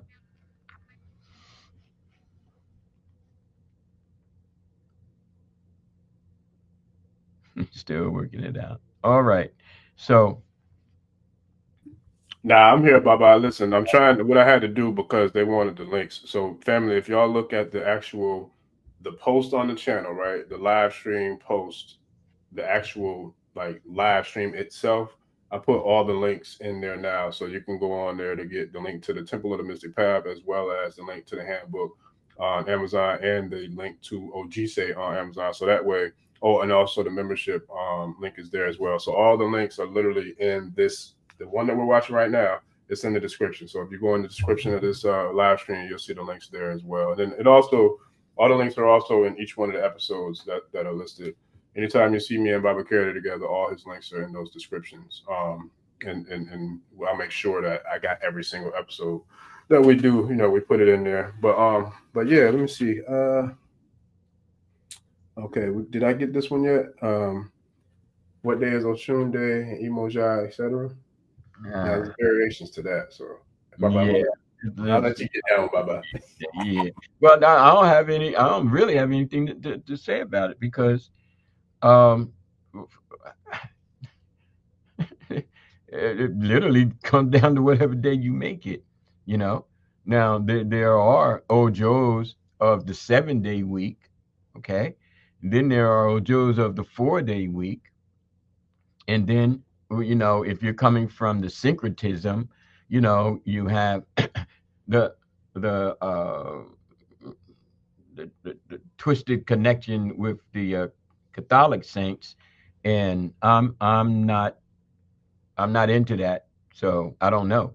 I'll be right straight with you, but I do know that you can do the research, okay, and then you'll find in either case, you know, the 7 day week of the Ojos, the 4 day week, which doesn't really, you know, include Shah, but then what I would dare to speculate, you're asking about the saint days, then I have no need of it, and so I never committed it. I never committed it. I don't even know if I mentioned it in my books because I'm not into the syncretism. Okay, and that's no slight, but I mean seriously, you can Google it right now. You know, Yeah. if that's what you're into. Okay, moving on. Yeah, I'm wondering, because if I'm not mistaken, based off of the question she has and then what you just said, um, there are some books and literature that does designate a specific quote unquote day for different orishas. And I do know that it's definitely something that's practiced from the Lukumi, Santeria, Kundumble. You know what I mean? It's practiced from that aspect or from those, I would say,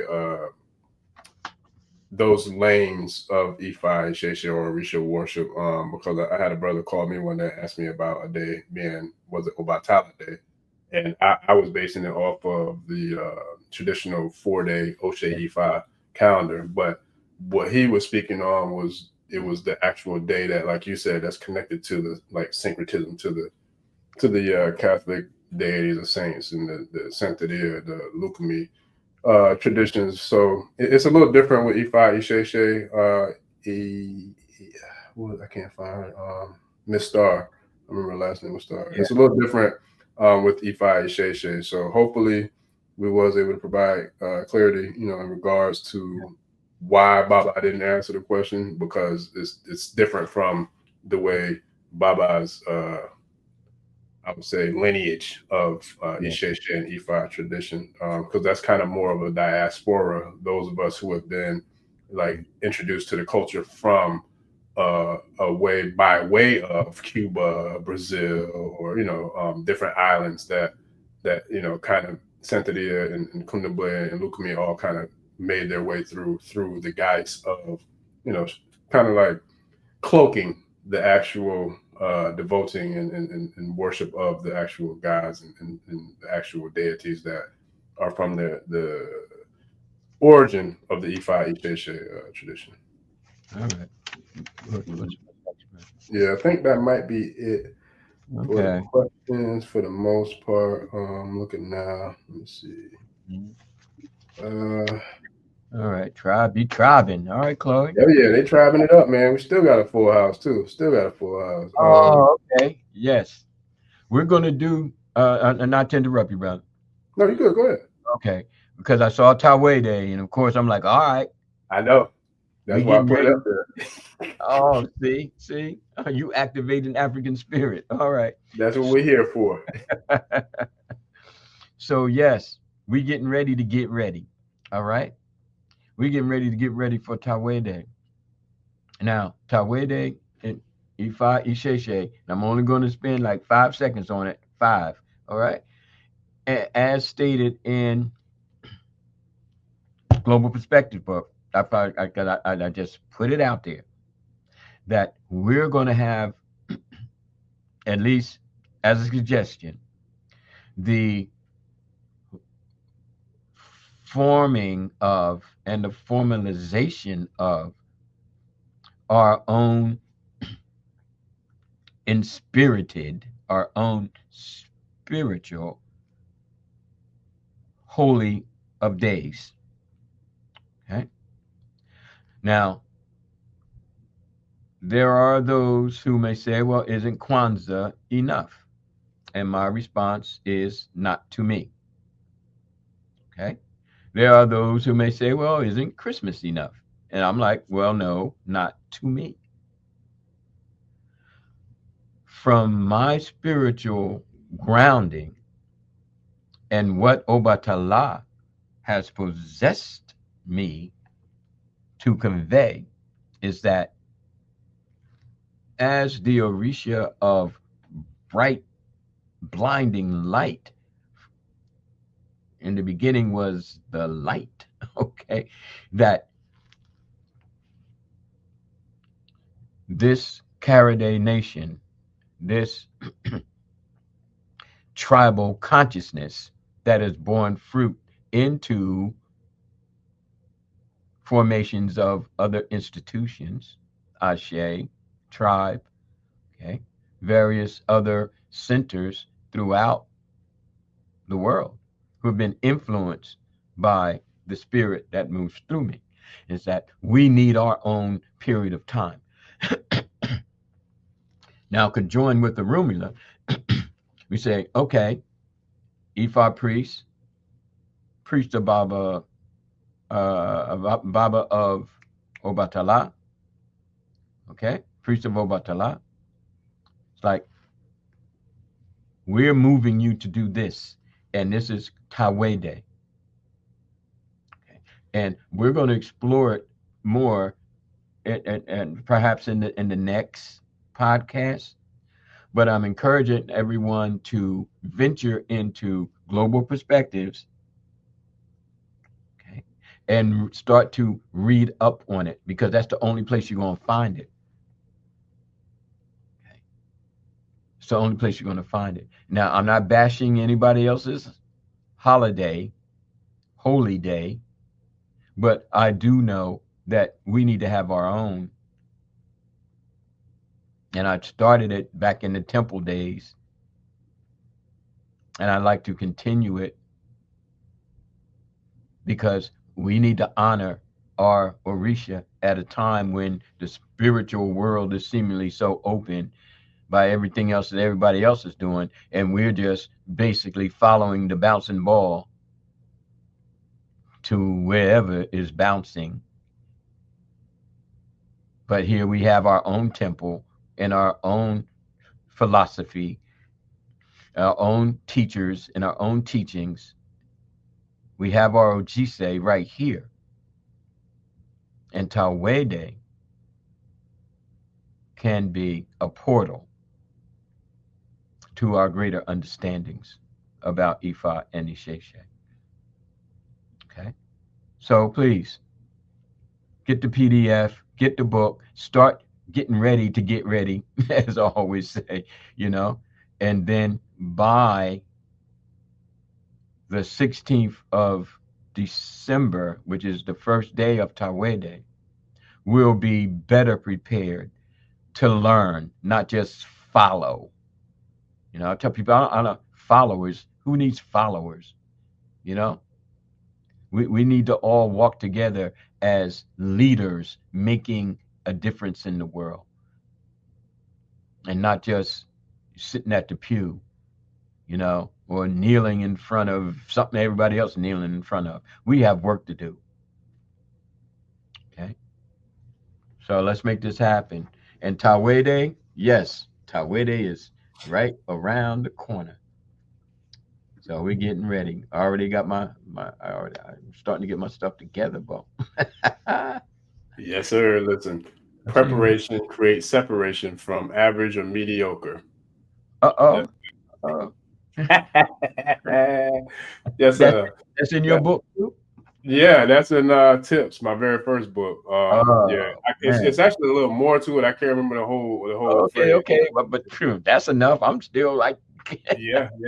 Preparation creates separation from average or mediocre. Yes. Because it's those who prepare more than likely is those who see success. But you have to be prepared for it. And it takes a lot of preparation. And that's facts. We're getting ready. Yes, sir. So yeah, we got the tribe in full effect, man, all the way through 3 hours plus. Look, 3:16, man, 3 hours and the 16 major do. Right. We made it do what it do. Yeah. Look, Ifa Segun, he said, Baba Richard Gbemi, y'all stay on the NBA Jam, fan. Yes, sir. We're turning up, man. We lighting it up, turning it up, ducking all over the place. Oh, he's on fire. Yes, sir.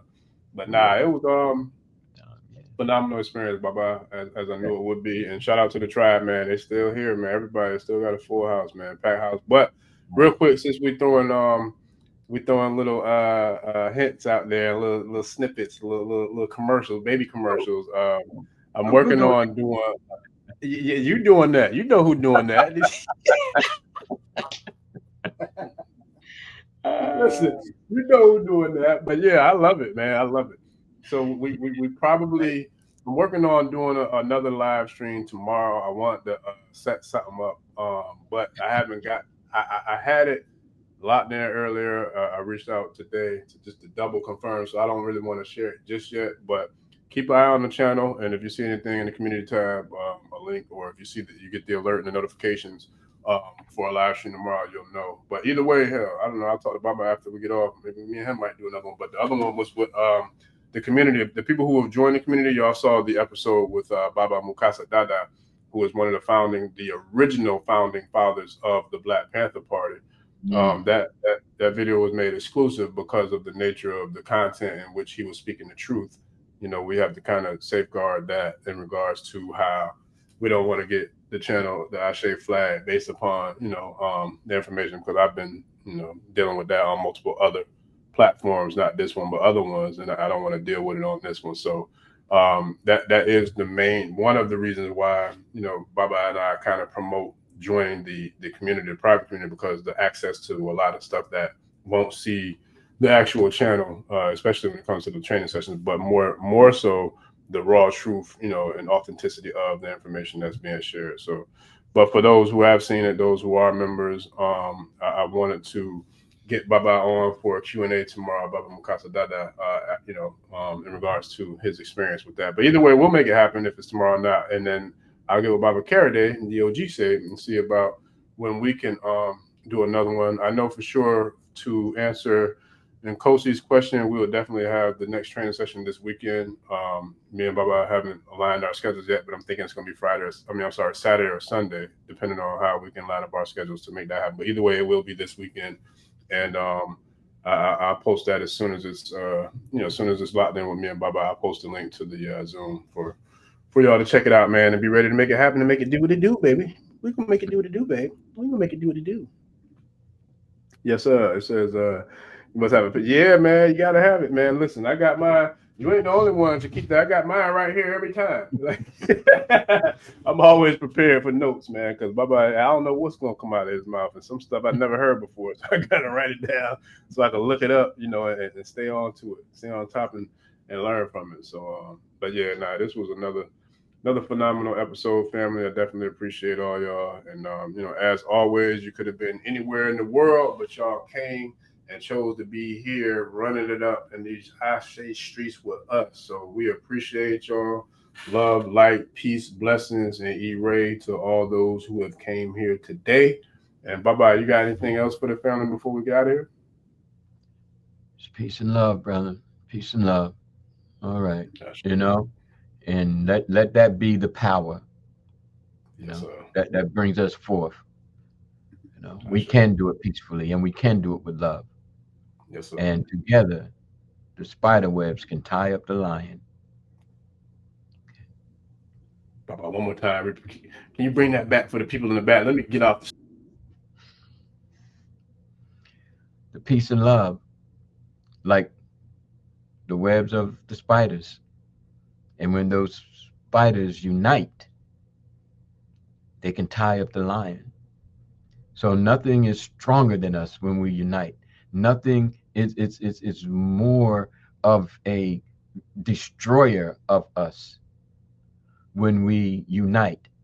But what is it that unites us? It's the peace that we have. Peace is powerful. Let's wage peace with one another. Okay? The love we have for one another. The reverence that love encapsulates. So yes, when the spiders unite, their webs can tie up a lion. And that's what we're setting to do. I share. And I'm going to throw my little freestyle. On top of that, not only is the webs of the spider thrown at the top of the line, but the light of the Ashe shines bright enough to eliminate all of the lying that has been going on out there in regards to the reality of this thing that we call life. So, we're shining enough light and truth on the falsehoods. And to quote Baba, Professor Smalls, he said, if you learn your history, you will erase the Oyinbo's mystery. So therefore, that's what we're here for, to shine that light, to make sure that, we all have not only the equipped with the tools and the strategies and the weaponry, but we're here to make sure that we win the fight. So with that, to quote another Baba, Professor Kappa, it ain't over till we win, family. So I appreciate you, Baba. I appreciate the Ashe tribe, man. Y'all came in and did what y'all do. We definitely appreciate all the love, support. Please don't forget to like, share, subscribe, and we'll see y'all on the next one. And we'll definitely, for those who are in the VIP, we'll definitely have our next training session this weekend for sure. Stay tuned to the community. You'll get the alert for the post. I'll post the link as soon as me and Baba lock it in.